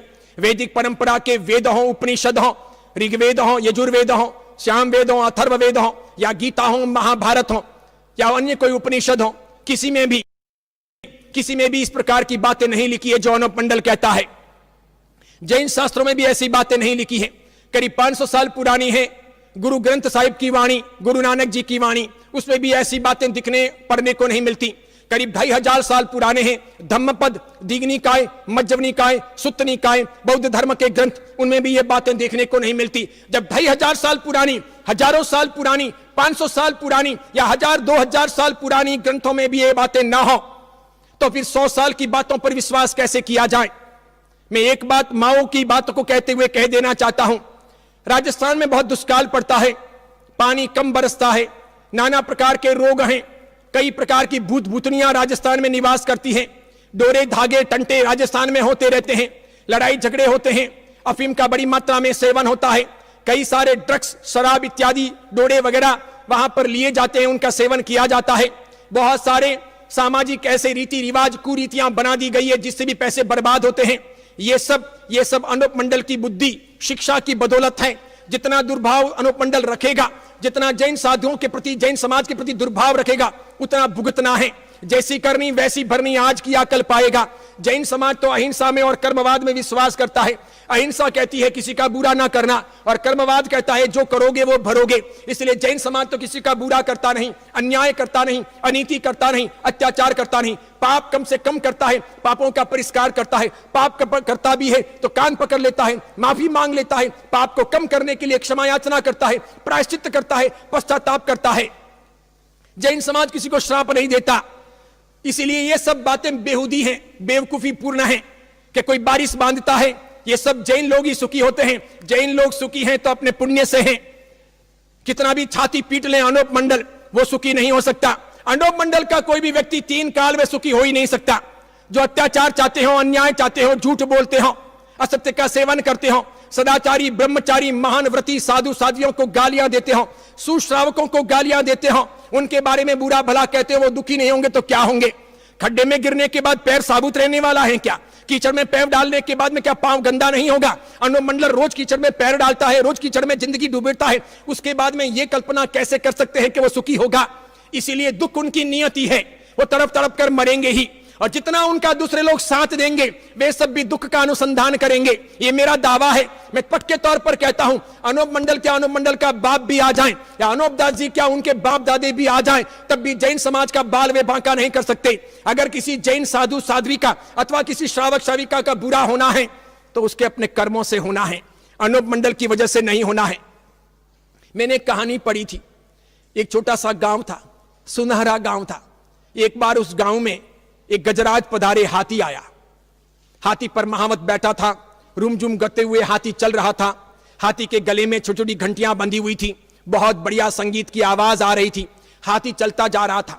जैसे ही गांव की एक गली में हाथी ने प्रवेश किया और कुत्तों ने देखा, कोई कुत्ता बैठा था, कोई सोया था, कोई इधर उधर टहल रहा था। अचानक सबके कान खड़े हो गए, सींग की तरह कान खड़े हो गए, सबकी आंखें फटी की फटी रह गई। उन कुत्तों ने कभी हाथी देखा नहीं था, पहली बार देखा। और उनको हुआ, हम बादशाह गलियों के, हम गलियों में राज करने वाले, हमारी अपनी अपनी गलियां, हम दूसरे कुत्तों को हमारी गलियों में आने भी नहीं देते, और ये पट्ठा इतना मोटा ताजा बड़ा जानवर कहां से आ गया। उन्होंने देखा उनकी एक हाथी की पांव में कितने कुत्ते आ जाएं, इतना बड़ा वो जानवर, और मस्ती से टहल रहा, इतनी लंबी सूंड, बड़े बड़े उसके पैर, और कुत्तों के दिमाग खराब हो गए। वे भड़कने लगे, वे भौंकने लगे, इधर उधर भागने लगे। बरामदे से ग्राउंड पर, ग्राउंड से बरामदे में, इस गली में उस गली में, इधर उधर बहुत घमासान मचा। कुत्ते दुनिया भर के गांव में इकट्ठे हो गए, जितने थे वो सब आ गए। उन कुत्तों को देख करके लोग भी देखने आए बाहर के क्या हो रहा है। लेकिन हाथी अपनी मस्ती में डोल रहा है, सुंदर तरीके से चल रहा है, उससे कुछ फर्क नहीं पड़ रहा। उसके तो शरीर पर एक जू भी नहीं रेंग रही, उसके शरीर पर एक जू भी नहीं रेंग रही। अलग अलग गलियों में घूमकर बढ़िया बढ़िया नारियल, गुड़, केले, मिठाइयां खाकर, सबको आशीर्वाद देकर अंततः कुत्ते भौंकते रहे। हाथी तो विदा हो गया। अंततः हाथी के जाने के बाद थके हारे सब अपने अपने स्थान पर बैठकर धीरे धीरे जीभ बाहर निकालकर मुंह खोलकर सुस्ताने लगे। बस समझ जाइए, हाथी अपनी मस्ती में चलता है, पीछे कुत्ते भौंकते रहते हैं। कुत्तों के भौंकने से हाथी को फर्क नहीं पड़ता, लेकिन हाथी के आने से कुत्तों को फर्क बहुत पड़ता है। कुत्ते अधमुए हो जाते हैं, कुत्ते शांति से जी नहीं पाते हैं। अनूप मंडल की यही स्थिति है, भौंकते रहो कुछ नहीं होगा। लेकिन ये एक बात मैं ये भी कह देता हूं, ये लोकतंत्र है, दादागिरी अधिक दिनों तक चलेगी नहीं। अगर किसी साधु साध्वी श्रावक और श्राविका की किसी प्रकार की अन्याय अत्याचारपूर्ण व्यवहार के आधार पर कोई भी बदकिस्मती के आधार पर या गलतियों के आधार पर गलत व्यवहार अनूप मंडल ने किया तो 100 सोनार की 1 लुहार की होगी। इसलिए जैन समाज को डरना नहीं है, ऐसे मैसेज आगे भेजने की आवश्यकता नहीं है, इन अनूप मंडलियों की चिंता में पड़ने जैसा नहीं है। ये पागलों की जमात है और इनके पीछे जितने लगे हैं वो सब भी पागल हैं, दुखी होने का रास्ता है। मैं आज भी कहता हूं सभी हिंदू ऐसे नहीं हैं, सभी राजस्थानी ऐसे नहीं हैं, समझदार राजस्थानी बहुत हैं, समझदार हिंदू बहुत है, वे अनूप मंडल के पागलपन में उलझते नहीं हैं। जो मूर्ख हैं, जिनका पेट जलता है, जो जैनों से ईर्ष्या करते हैं, जिनको जैनों की समृद्धि रुचती नहीं है, जिनको जैनों का पैसा, जैनों का सुख तड़फाता है, वे लोग छाती पीटते रहते हैं। मेरे पिताजी बचपन के अंदर एक कहावत कहते थे, चूंकि वो कहावत वैसी की वैसी कहूं तो वो गाली हो जाएगी, इसलिए वैसी नहीं कहता, लेकिन उस कहानी का ये तात्पर्य है। पिताजी कहते थे विधवाएं छाती पीट कर रोती रहती है और ब्राह्मण यानी कि मेहमान जीमते रहते हैं, कोई चिंता नहीं करनी होती। जो मरा है उनके पीछे विधवाएं रोती रहेगी, मेहमान तो जीमते रहेंगे और जाते रहेंगे, ऐसे ही चलता रहता है। इसलिए कोई फिक्र नहीं करनी है, अहिंसा का ध्यान रखना है, शाकाहार के मार्ग पर आगे बढ़ना है। मैंने आपसे कहा था पुराने, आज पलवाई भी जानी मुश्किल है और पालनी भी मुश्किल है। कई प्रकार की चीजों में भेलसेल आ रहा, इसीलिए जैनों को सावधान होने की आवश्यकता है। खाने पीने की चीजें शुद्ध होनी चाहिए, चौकी की पवित्रता बनी रहनी चाहिए, बाजार की कोई भी अशुद्ध चीज अपने घर में नहीं आनी चाहिए, आपके ओढ़ने पहनने का सब कुछ ठिकाने वाला होना चाहिए। किसी भी हालत में आप हिंसक वस्तुएं पहनो, ये मंजूर नहीं, ये प्रेरणाएं लेने की आवश्यकता है। इन बाबतों को लेकर एक छोटी सी बात और कह देता हूं। अभी कुछ वर्षों पहले एक व्यक्ति भारत की यात्रा पर आया था, अमेरिका से आया था। अभी इन दिनों अगर आप मुंबई में जाओ तो मुंबई में कई 5 स्टार होटलें हैं, मुंबई में कई 5 सितारा होटलें हैं, 5 स्टार होटलें हैं। जैसे ओबेरो चेरीटाउन है, उसी प्रकार कई होटलें हैं। ओबेरो में जाओ तो वहां पर आपको काउंटर पर एक किताब बिकती हुई मिलेगी। किताब का नाम है इंडिया 24 आवर्स। ये किताब बिकती हुई मिलेगी, बिक्री के लिए रखी हुई है। अच्छी जानदार सचित्र किताब है, रंगीन किताब है, बढ़िया है। एक फॉरेन के, विदेश के एक व्यक्ति ने लिखी है। जिसने लिखी है उसका नाम है माइकल टोबायस। ये कोई बहुत बड़ा राइटर नहीं है, बहुत बड़ा लेखक नहीं है, कोई दार्शनिक व्यक्ति नहीं है, कोई धर्माचार्य नहीं है, कोई धर्म का नायक नहीं है, एक सामान्य आदमी है। लेकिन ये माइकल टोबायस ये फिल्म निर्माता है, फिल्म प्रोड्यूसर है, दिग्दर्शक भी है और निर्माता भी है। कुछ वर्षों पहले यह भारत की यात्रा पर आया था। उसके बाद में इस आदमी ने यह किताब लिखी और इस किताब का नाम है इंडिया 24 आवर्स, यानी भारत 24 घंटे। किताब अच्छी खासी पढ़ने जैसी है, देखने जैसी है। उस किताब के आधार पर यह बात कही जा सकती है कि भले ही माइकल टोबायस जिसका कामकाज तो है फिल्में बनाने का और फिल्मों में पैसा लगाने का, लेकिन उनसे पूछो कि आपका बिजनेस का व्यवसाय क्या, तो बहुत ही शान शौकत के साथ में गौरवान्वित होते हुए माइकल टोबायस कहते हैं मेरा कामकाज है, मेरा व्यवसाय है अहिंसा शाकाहार का प्रसार प्रचार करना, अहिंसा को और शाकाहार को फैलाना। माइकल टोबायस अपने पुराने जमाने की बात करते हैं कि मैं एक बार भारत की यात्रा पर घूमने के लिए आया था। घूमते घूमते मैं महाराष्ट्र के कई इलाकों में विचरण किया था। वहां एक बार मैं हिमालय भी गया, अन्य अन्य स्थानों पर गया, हिंदुओं के मंदिरों में गया, कई स्थापत्यों को देखा, कई पुरानी चीजें देखी, गुफाएं देखी, दरिये देखे, नदियां देखी। लेकिन साथ में मैंने महाराष्ट्र में एक जैन मंदिर भी देखा। मेरे मन में हुआ चलो जैनों के कोई भगवान हैं, अपने भी प्रेयर करके आते हैं। तो मैं अपने जूते उतार करके अपना बैग वगैरह बाहर रख करके मंदिर में प्रवेश कर रहा था। वॉचमैन ने मुझे रोका, कहा एक्सक्यूज मी, सॉरी, ये घड़ी भी आप उतारते जाइए, ये पहनकर मत जाइए। माइकल टोबायस ने पूछा वाई, घड़ी क्यों उतारूं, जूते मैंने बाहर रख दिए हैं। कहा जो आपने घड़ी पहनी है उसका बेल्ट चमड़े का है, ये मरे हुए प्राणी का या जिंदे प्राणी को मार करके बनाया गया है। इसलिए इस पवित्र अहिंसा की महान स्थली में, इस महान आध्यात्मिक भूमि में यह हिंसक चीज ले जाना ठीक नहीं। आप मुझे दे करके जाइए, आप प्रेयर करके बाहर आइए, आपकी चीजें आपको वापस लौटा दी जाएगी। माइकल टोबायस ने घड़ी और बेल्ट उतार तो दिया, लेकिन उतारते उतारते माइकल टोबायस सोचने लगे अब तक भारत की यात्रा में जो उनको जानने को नहीं मिला था, अब तक पूरे भारत की और विश्व की यात्रा के दौरान जो वो सीखे समझे नहीं थे, वो प्रेरणा उस एक छोटे से जैन मंदिर के द्वार पर नन्हे से अहिंसा के घटनाक्रम को देखते हुए उनके दिलो दिमाग में उतरी। माइकल टोबाइस सोचने लगे, जिस धर्म में, जिस रिलीजियन में अहिंसा की इतनी सूक्ष्म भावनाओं का ध्यान रखा जाता हो कि मरे हुए किसी प्राणी से, निकाले हुए चमड़े से बने हुए बेल्ट को भी धारण नहीं करना है, वो धर्म कैसा होगा? इनके लॉजिक कैसे हैं? इनकी डेप्थ कैसी है? ये कितनी गहरी अहिंसा है? What is this? ये बहुत गजब चीजें हैं, इसे समझना चाहिए। बस वहां पर उस घटना प्रसंग को देखकर माइकल टोबाइस के मन में हुआ, मुझे जैन धर्म का सूक्ष्म तरीके से अभ्यास करना चाहिए। वहां से वो पढ़ने लग गए। धीरे धीरे माइकल टोबाइस जन्म से तो जैन नहीं थे, कर्म से जैन बन गए, पूरी तरह से जैन बन गए। जब उनकी शादी हुई तो उन्होंने पत्नी से कहा, जैन धर्म जीवन पर्यंत दिलो दिमाग में बसा रहे और याद रहे, इसलिए तुम्हारा नाम बदलकर मैं जैन रख रहा हूं। माइकल टोबाइस ने अपनी पत्नी का नाम जैन रखा। माइकल टोबाइस ने उसके बाद में अहिंसा के लिए, शाकाहार के लिए बहुत काम किया। माइकल टोबाइस की बात और इधर ये माओ जेडंग की बात सुनने के बाद, उधर अर्नब मंडल के अत्याचार की, विवादों की, गाली गलौज की, दुराचार की, अज्ञानता की बात सुनने के बाद हर जैन को यह प्रेरणा लेनी चाहिए कि अहिंसा कितनी महत्वपूर्ण होती है। अहिंसा प्राण है, अहिंसा धर्म है, अहिंसा हमारा आधार है। अहिंसा व्यवसायीकरण, अहिंसा का व्यवसायीकरण होना चाहिए।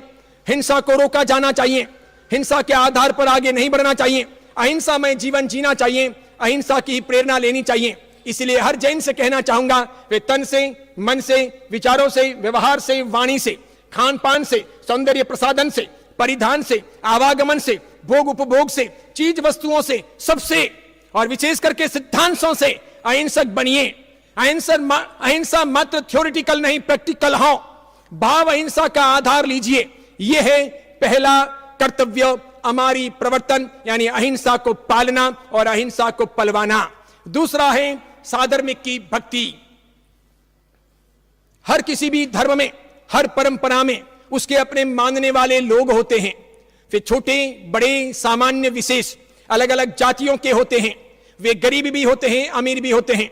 बताइए आप, अपने घर में कोई व्यक्ति विकलांग हो, उसका ध्यान कौन रखेगा? हम रखेंगे। कोई व्यक्ति कम कमाता हो, उसे सहयोग कौन देगा? हम देंगे। कोई व्यक्ति बीमार हो, उसकी सेवा कौन करेगा?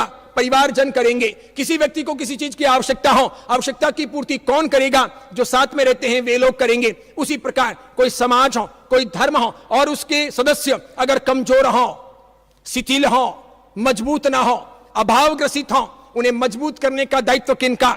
तो कहते हैं उसी धर्म और समाज में रहने वाले समृद्ध, सक्षम, समर्थ लोगों का। इसलिए साधर्मिक की भक्ति ये उपकार नहीं है। साधर्मिक की भक्ति ये दान नहीं है। साधर्मिक की भक्ति किसी प्रकार का एहसान नहीं है। साधर्मिक की भक्ति इंसान का, जैन समाज के व्यक्तियों का कर्तव्य है। अवर रिस्पॉन्सिबिलिटी, हमारा अपना दायित्व, उससे आप मुकर नहीं सकते। जिस प्रकार जीवन जीने के लिए श्वास लेना आवश्यक है, जीवन यापन के लिए पानी पीना आवश्यक है, पेट भरने के लिए, गुजारे के लिए भोजन करना आवश्यक है, उसी प्रकार धर्म के, समाज के विकास के लिए साधर्मिक की भक्ति आवश्यक है। साधर्मिक को मजबूत करना आवश्यक है। उसे तन, मन, धन देना आवश्यक है। उसे ऊंचा उठाना आवश्यक है। अगर आप ये नहीं कर पाते हो तो 100 बात की एक बात आप सफल नहीं होंगे। आप कुछ भी धर्म के मामले में कर नहीं सकेंगे। कहते हैं एक तरफ प्रतिक्रमण, सामायिक जाप, तपस्या, दान, समय दान, इसके अतिरिक्त छोटी बड़ी तीर्थ यात्राएं, नव्वाणु, चौमासा, अट्ठाई, अट्ठम, मासक समन, आम्बिल की ओली, सिद्धि तप, श्रेणी तप, वर्षी तप या अन्य कुछ भी, ये सब। और दूसरी तरफ सिर्फ एक साधर्मिक की भक्ति। अगर तराजू के पलड़े में एक तरफ ये सब चीजें रखें, प्रतिक्रमण रखें, संवत्सरी का प्रतिक्रमण, सामायिक रखें, पूजा रखें, जिन मंदिर का निर्माण, उपास्य का निर्माण, आम्बिल खाता रखें, पाठशाला को रखें, लाखों रुपयों का दान रख दें, इसके अतिरिक्त नव्वाणु रख दें, पालितना में किया हुआ चौमासा रख दें, उपध्यान तप रख दें, और दूसरी तरफ मात्र पलड़े में एक साधर्मिक की भक्ति रखें, तो भगवान ने कहा साधर्मिक की भक्ति वजनदार कही जाएगी। ये सब चीजें मजबूत नहीं कही जाएगी। ये सब बाद में, साधर्मिक की भक्ति पहले, साधर्मिक फर्स्ट, ये सब उसके बाद में। अगर ये सब आ जाती है और साधर्मिक की भक्ति नहीं आती है तो सब बेकार जाएगा। अगर ये आती है, साथ में साधर्मिक की भक्ति आती है, तो ये सब कुछ होगा। ये समझना होगा। नहीं समझेंगे तो जीवन का कल्याण नहीं होगा। इसीलिए जैन साधर्मिकों को मजबूत करने की आवश्यकता है। आज बाहर जितनी हमको अपने जैन समाज में रौनक दिखती है, सच्चाई वैसी नहीं है। बड़ी मात्रा में साधर्मिक दुखी है, परेशान है। इस लॉकडाउन में, इस व्यापार धंधे के बंद हो जाने के बाद में बहुत बड़ी मात्रा में साधर्मिकों की नौबत आ गई है। उनके खाने के फांफे पड़ रहे हैं, कई लोगों के घर के गुजारे नहीं चल रहे हैं, कई लोगों की आमदनी का स्रोत बंद हो गया है, उनके इनकम सोर्स नहीं है, उनके पास में कोई जमाबंदी नहीं है। ऐसे ऐसे लोग हैं जो लोग अपने घर का किराया नहीं भर पा रहे हैं। ऐसे ऐसे लोग हैं जिनको किराएदार ने धक्के मार करके किराया नहीं भरने की एवज में इन पिछले 3-4 महीनों में बाहर निकाल दिया है, खदेड़ दिया है। हैदराबाद से अन्य अन्य स्थानों से ऐसे ऐसे लोगों के समाचार आए जो लोग राजस्थान गए हैं घर खाली करके, क्योंकि यहां पर किराए के मकान के 3,500-4 हजार रुपए भी देने के लिए उनके पास में नहीं है। ऐसी हमारी नौबत है। एक छोटी सी बात कहता हूं, बड़ी महत्वपूर्ण है। साधर्मिक की भक्ति कैसी होनी चाहिए, हर जैन के दिलो दिमाग में कैसी भावना होनी चाहिए, क्या सोचा जाना चाहिए।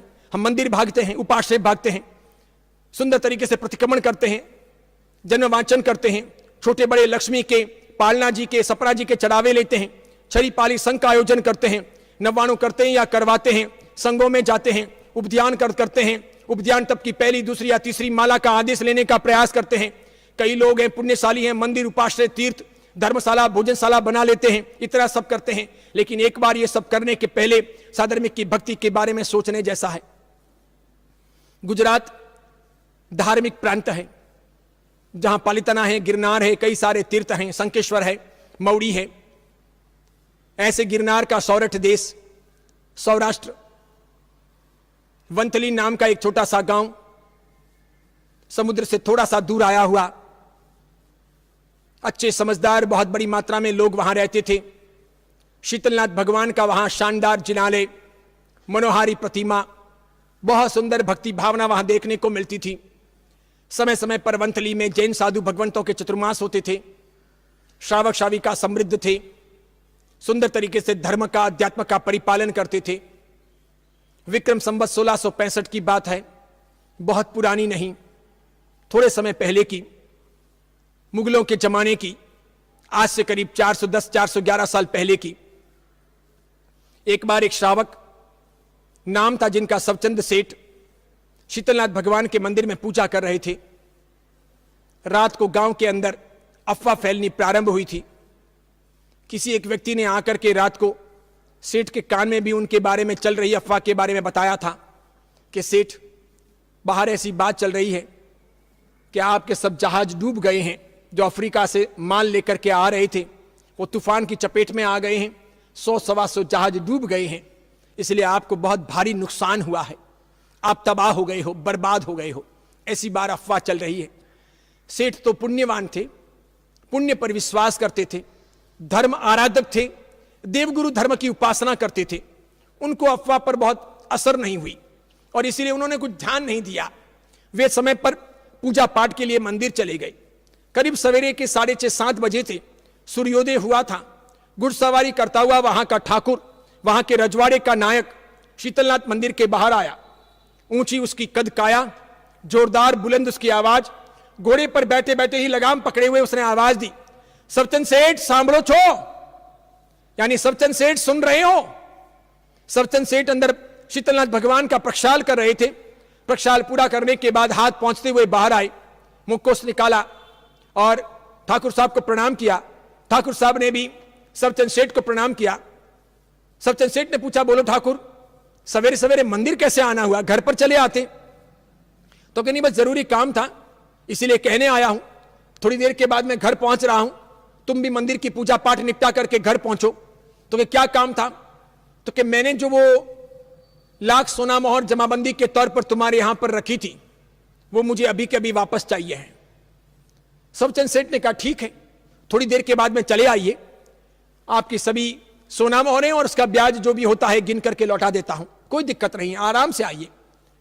लेकिन अचानक क्या हुआ, वर्षों से पड़ी है, 50 बार मैं कह चुका हूं कि तुम्हारी सोना मोहरें ले जाओ, मुझे जरूरत नहीं है, तो भी तुम ले जाते नहीं थे। आज अचानक सवेरे सवेरे चाय पानी के पहले चले आए। नहीं ऐसी कोई बात नहीं है, एक बहुत जरूरी जमीन लेनी है, इसके लिए करके उस ठाकुर ने बात बदली। लेकिन फिर भी सबचंद सेठ को समझ में आ गया कि रात को जो अफवाह चल रही थी उस अफवाह ने जोर पकड़ा है। और उसी अफवाह को सुन करके ये आदमी अपनी जमाबंदी का पैसा लेने आ रहा है। कोई बात नहीं, भगवान के ज्ञान में जो होगा, शीतलनाथ प्रभु की मेहरबानी है, जो होगा वो ठीक है। सुंदर तरीके से भावपूर्वक पूजा करके सेठ सवचंद अपने घर पहुंचे। उन्होंने पचकान भी नहीं पारा, नौकारसी भी नहीं की। सबसे पहले तिजोरी से 1 लाख सोना मोहर और उसका पूरा ब्याज गिन करके एक पूरी थैली बांधी, पूरी जोड़ी तैयार की। इसके पहले कि वो ठाकुर आए, इन्होंने तैयारी कर ली। ठाकुर के आते ही गिन करके सब कुछ लौटाया, लिखा पढ़ी कर ली, ठाकुर को रवाना किया। ठाकुर को भी अचंबा हुआ कि बहुत इजी, आसानी से आदमी ने पैसे दे दिए। मुझे तो लगा ये टालम टोल करेगा, 2-4 दिन के लिए कोई मुहत्तल मांगेगा या फिर कुछ देगा, कुछ बाद में देगा, ऐसा कुछ कहेगा। इसने तो आसानी से दे दिया, शायद ये तो अफवाह गलत होगी, लेकिन अब ये वापस देने जाऊंगा तो लेगा तो नहीं। थोड़ी देर के बाद में अभी दूध का प्याला होठों को लगाया ही था कि सवचंद सेठ ने देखा बाहर लेनदारों की भीड़ लगी है, लोग लाइनों में खड़े हैं।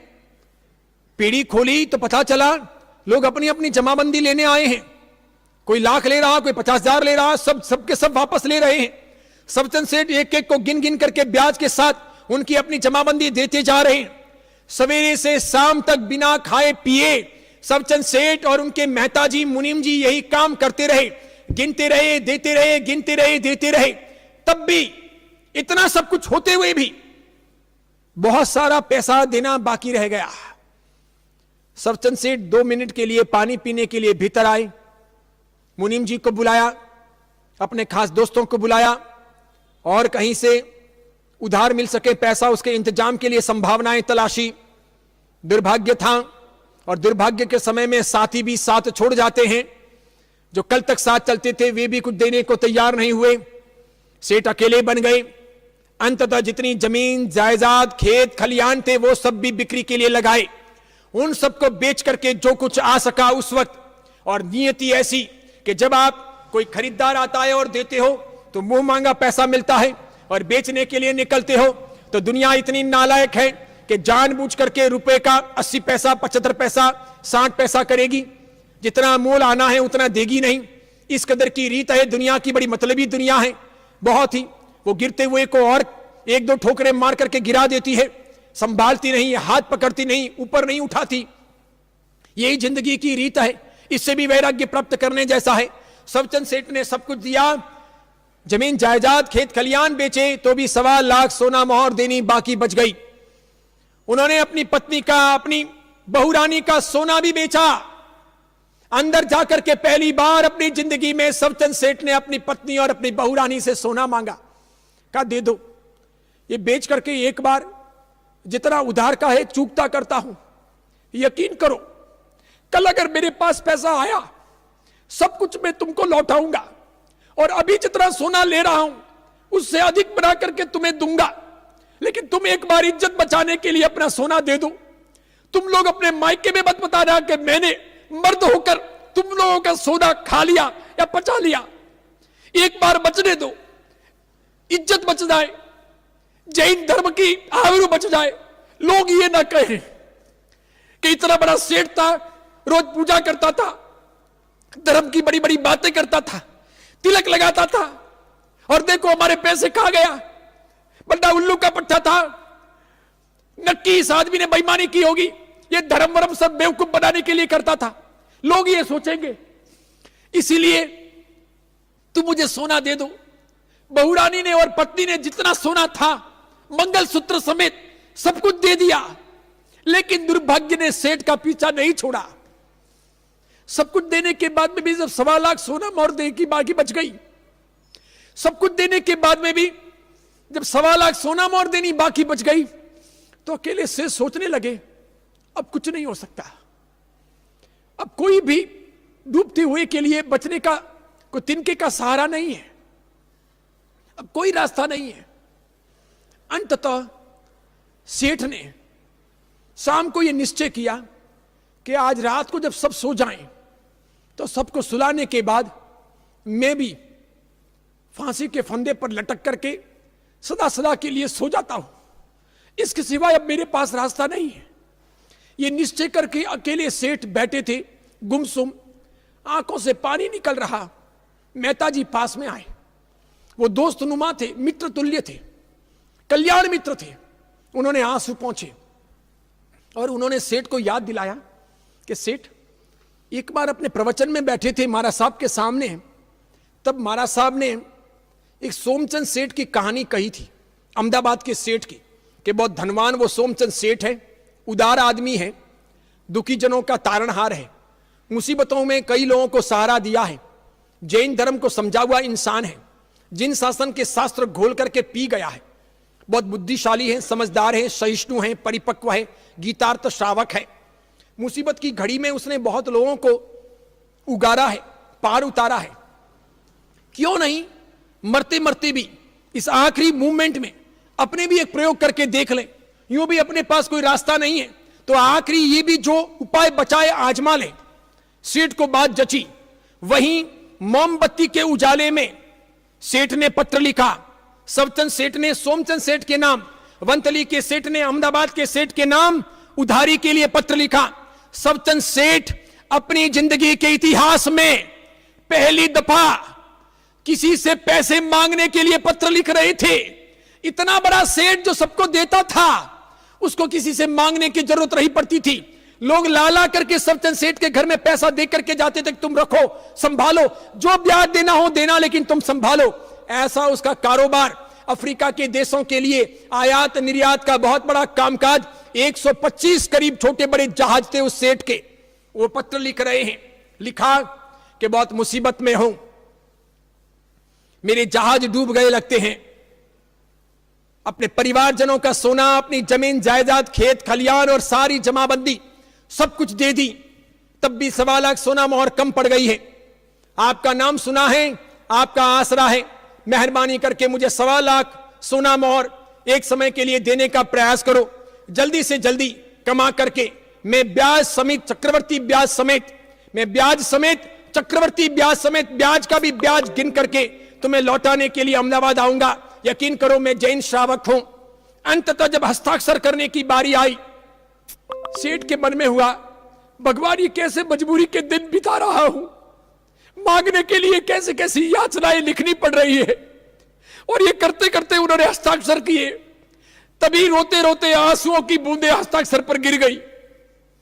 जब यहां के मेहता जी घुड़सवारों को लेकर के अहमदाबाद पहुंचे, सोमचंद सेठ के वहां पर पहुंचे, अनजान व्यक्ति को देख करके भी सोमचंद सेठ ने उनका स्वागत किया, मुंह धुलवाकर दातुन करवाया, चाय पानी करवाए, साथ में बैठकर नौकारसी की।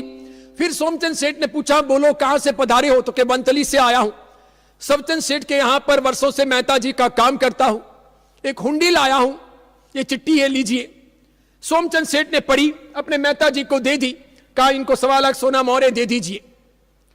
उनके सोमचंद सेठ के मुनीम जी ने बही खाता खोला कि सबचंद सेठ का अपने यहां पर कहां पर हिसाब किताब है, कहां जमा खर्च है, उनका खाता कहां है। तो उन्होंने खाता बही खोल करके सबके सब चौपड़े के एक एक पेज देखे, लेकिन सभी पूरे के पूरे खाता बही में कहीं पर भी वंतली के सबचंद सेठ के साथ में कभी जिंदगी में भी, इतिहास में भी कोई व्यवहार हुआ हो, ऐसी एक भी एंट्री नहीं, एक भी खाता नहीं। मुनीम जी वापस आए, आकर के सोमचंद सेठ के कान में फुसफुसाए कि साहिब इनका तो अपने साथ में कोई व्यवहार वगैरह है नहीं, कभी कोई लेन देन, कोई सौदा हुआ नहीं, ये हमारे व्यापारी या हमारे पहचान वाले नहीं हैं। तो बिना जान पहचान के, बिना बाहेदारी के, बिना किसी प्रकार का कुछ रखे हुए इनको 1.25 लाख सोना मोहर कैसे दे सकते हैं? तो सोमचंद सेठ ने मुनीम जी से कहा, वो पट्टी वापस लाओ, वो चिट्ठी वापस लाओ। चिट्ठी ली, वापस पढ़ा। पढ़ने के बाद में जब हस्ताक्षर जहां किए हुए थे वहां पर नजरें पड़ी तो गिरे हुए आंसू देखे। उस जमाने में कलम लेकर स्याही से हस्ताक्षर करते थे तो वो स्याही आंसू की वजह से पिघल गई। जैसे ही सोमचंद सेठ ने देखा, सोमचंद सेठ ने चिट्ठी तो अपने पास रख ली और अपने मेहता जी के कान में बोले, बिना कुछ किए हुए 1.25 लाख सोना मोहर एक झोली में भर करके इस मुनीम जी को आप दे दीजिए। उनके मुनीम जी ने वैसा ही किया। सबचंद सेठ के मुनीम जी 1.25 लाख सोना मोहर लेकर के रवाना हो गए।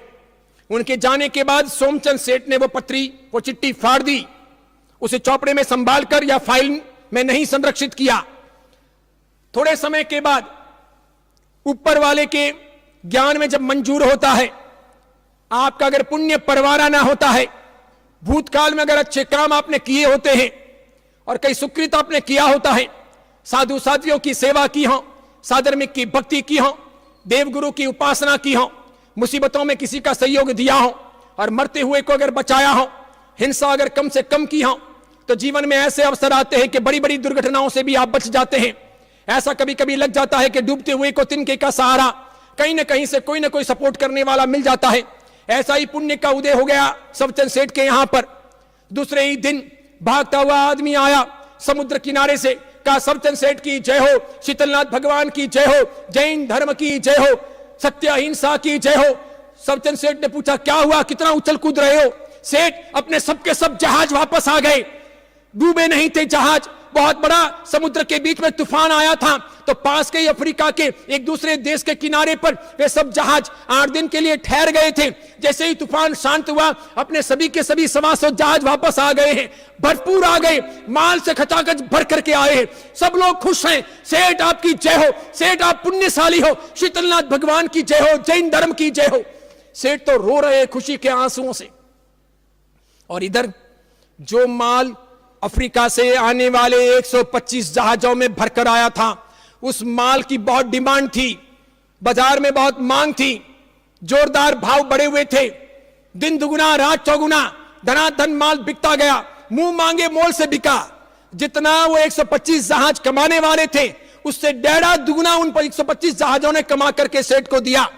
लेकिन पैसा हाथ में आते ही सबचंद सेठ सोमचंद सेठ को याद किए सबसे पहले कि ठहरो, अगला दिन नहीं बीतना चाहिए, सपरिवार सब तैयारी करो।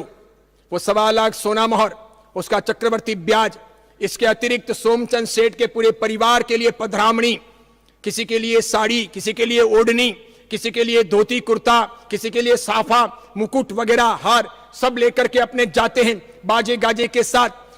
सचमुच वो देवदूत हैं, अपने लिए वो फरिश्ते निकले। उन्होंने हमारे लिए जो किया वो किसी देवता से कम नहीं, उन्होंने ही हमारी जिंदगी में चमत्कार किया। आज अगर सबचंद सेठ जिंदा है तो सोमचंद सेठ की बदौलत, इसीलिए चलो उनके पैर धोएंगे पानी और दूध से और उसका आचमन करके पावन बनेंगे। ऐसी प्रेरणाएं और ऐसा धर्म का ज्ञान हमारे भी दिलो दिमाग में और हमारी पीढ़ियों के दिलो दिमाग में सदा बना रहे, ये शिक्षा लेकर के आएंगे। उनका अपना कर्ज अपने चूकता करके आएंगे, उनके साथ साधर्मिक की भक्ति का भोजन करके आएंगे। उनके साथ किया हुआ भोजन हमारे जीवन के अंदर अमृत की धारा बरसाएगा।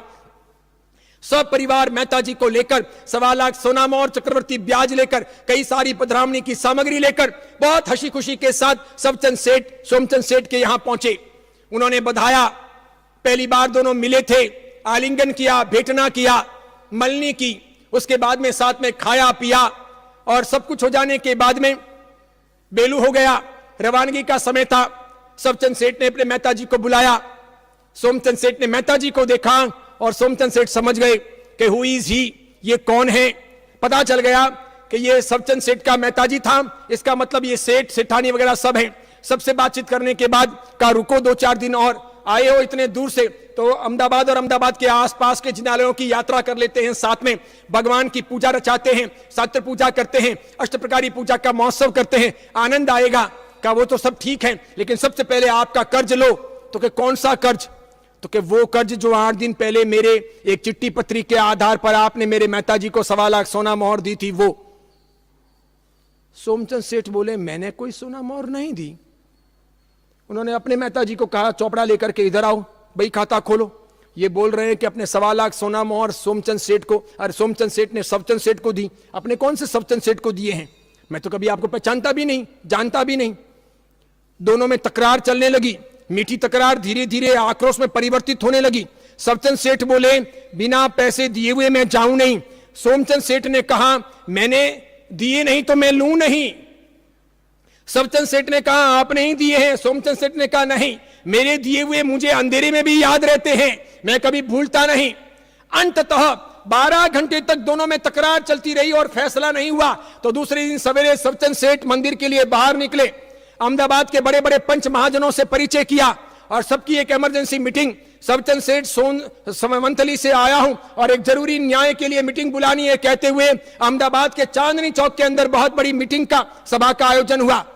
अच्छे अच्छे साहूकार, शहजादे, अमीरजादे, सेठ, बड़े बड़े नगर सेठ, ऐसे ऐसे महान व्यक्ति अहमदाबाद के, कोई 5 लाख, कोई 10 लाख, कोई 50 लाख, कोई करोड़ करोड़ रुपए के आभूषण पहने हुए सब लोग मीटिंग में शिरकत किए। सब बैठे, पूरा जैन समाज का पंच महाजन बैठा, राजनगर का, अहमदाबाद का। उन्होंने कहा, बोलो सवचंद सेठ, क्या बात है? तो कि मैंने कुछ समय पहले 1.25 लाख सोना मोहर आपके अहमदाबाद राजनगर के महान श्रेष्ठी वर्य सोमचंद सेठ से ली थी। अभी ब्याज के साथ चूकते करने आया हूं तो वो कहते हैं मैंने तो दिए नहीं तो मैं लूं नहीं, जबकि मुझे चक्रवर्ती ब्याज के साथ में चूकता करना है। पंच महाजनों ने पूछा, बातचीत की, बहुत बार पूछने के बाद में भी जब कोई फैसला नहीं हुआ, अंततः एक बुजुर्ग पंच ने कहा, देखो बैठे बैठे बातें करते करते, पंचायती करते करते आधा दिन निकल गया, थक गए हैं, अब कुछ होता हो तो ठीक है, वरना मैं फैसला देता हूं। सोमचंद सेठ ने कहा, दीजिए फैसला। सवचंद सेठ ने कहा, दीजिए फैसला। तो उस बुजुर्ग पंच ने कहा, लाओ ये 1.25 लाख सोना मोहर और उसका ब्याज मैं गिरिराज पर, सिद्ध गिरिराज पर, विमलाचल गिरी पर, पालीतना पर एक नए ऐतिहासिक जिनालय के निर्माण के लिए लगा देता हूं, सुकृत कर लेता हूं, सदव्यय कर लेता हूं। जैसे ही वो सोना मोहर उस पंच महाजन के हाथों में दी, सवचंद सेठ खड़े हुए, कहा, मुझे ऐतराज है, अगर ये 1.25 लाख सोना मोहर और उसका ब्याज एक नए जिनालय के निर्माण के लिए पालीतना लगा रहे हो तो ईमानदारी से कह रहा हूं ये मेरे नहीं है, ये सोमचंद सेठ के हैं। जब लगाना ही है तो फिर मेरे 1.25 लाख सोना मोहर और लो और उसका ब्याज भी लो, दोनों का बराबर बराबर करो। अंततः 1.25 लाख सोना मोहर सवचंद सेठ के, 1.25 लाख सोना मोहर सोमचंद सेठ के, दोनों लेकर के पालीतना में चौमुख जी की टूक के तौर पर ऐतिहासिक सवा सोम जी की टूक का निर्माण हुआ। कितने साल पहले? करीब 1675 में, विक्रम संवत 1675 के अंदर उसकी प्रतिष्ठा हुई, यानी कि 400 साल पहले, बिल्कुल 400 साल पहले उसकी प्रतिष्ठा हुई।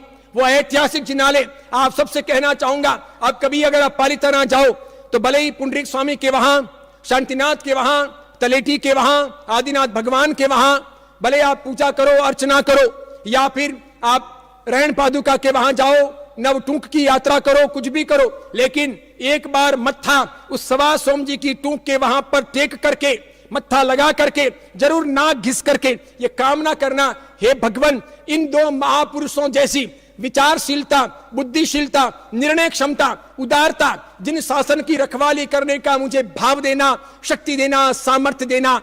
क्या गजब की सादर में की भक्ति। मुसीबत के समय में काम भी आ गए, लौटाने आए तो पैसे भी नहीं लिए, दान में दिए तो इतिहास बना दिया।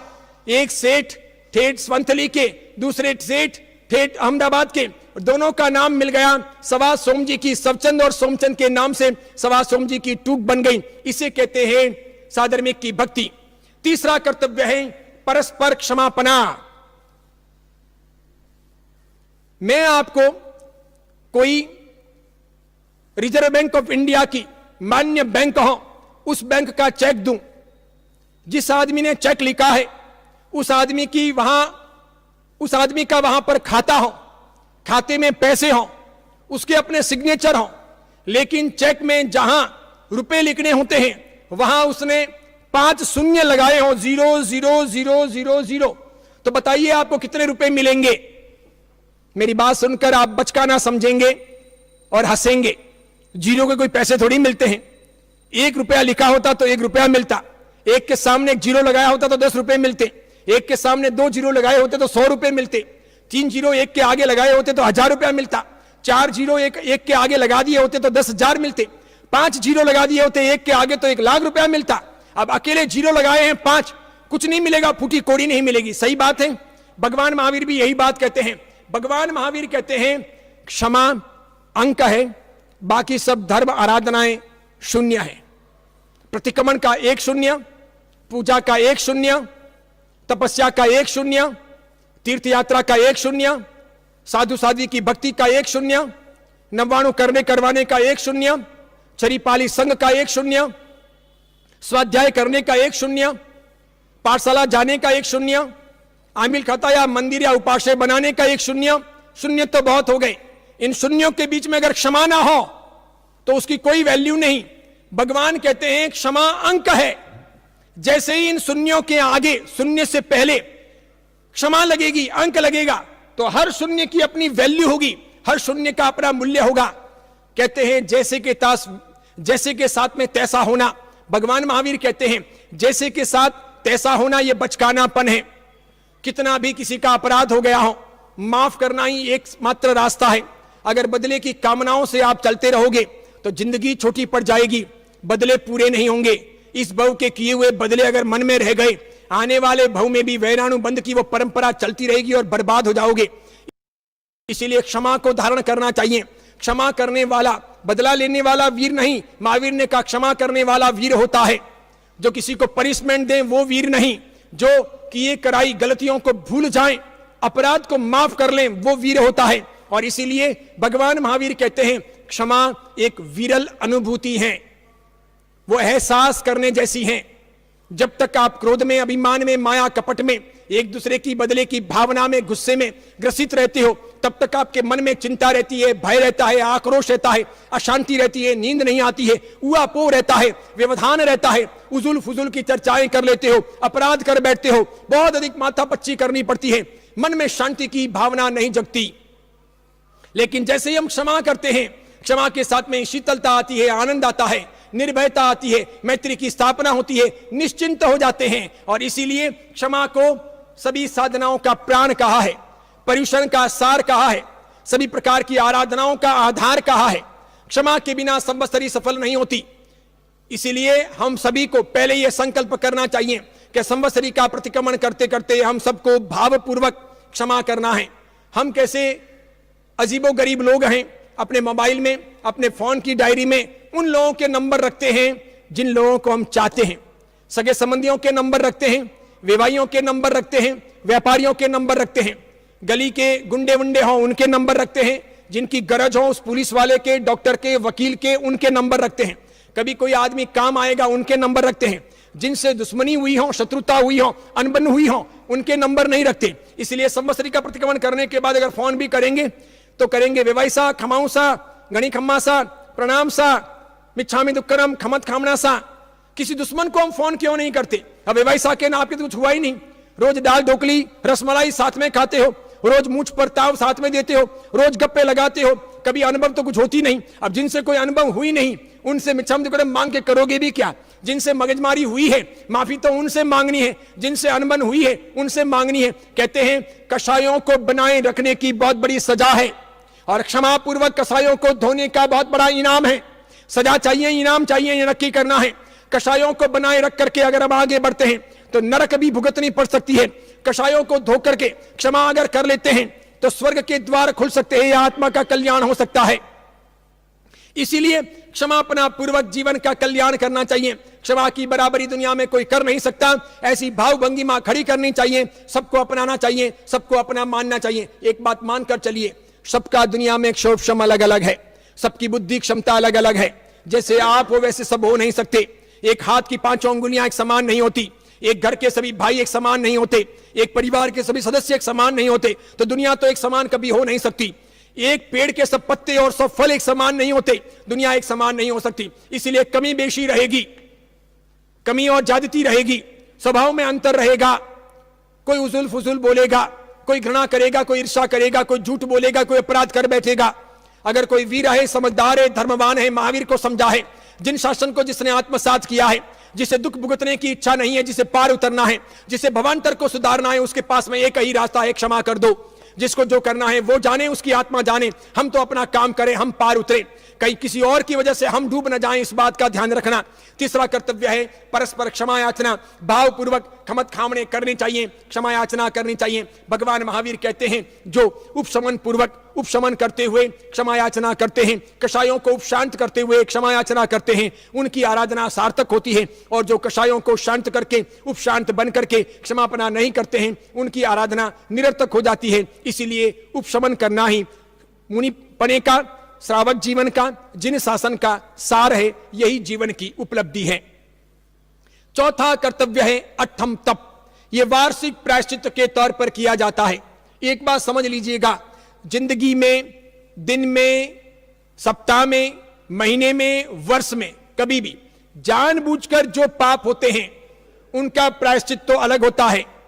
अनजाने में जो पाप हुए हों, हमारी जानकारी में ना हुए हों और अपराध हुए हों, उनको धोने के लिए शास्त्रों ने वार्षिक प्रायश्चित के तौर पर अट्ठम का, 3 उपवास का, तेले का निर्धारण किया है।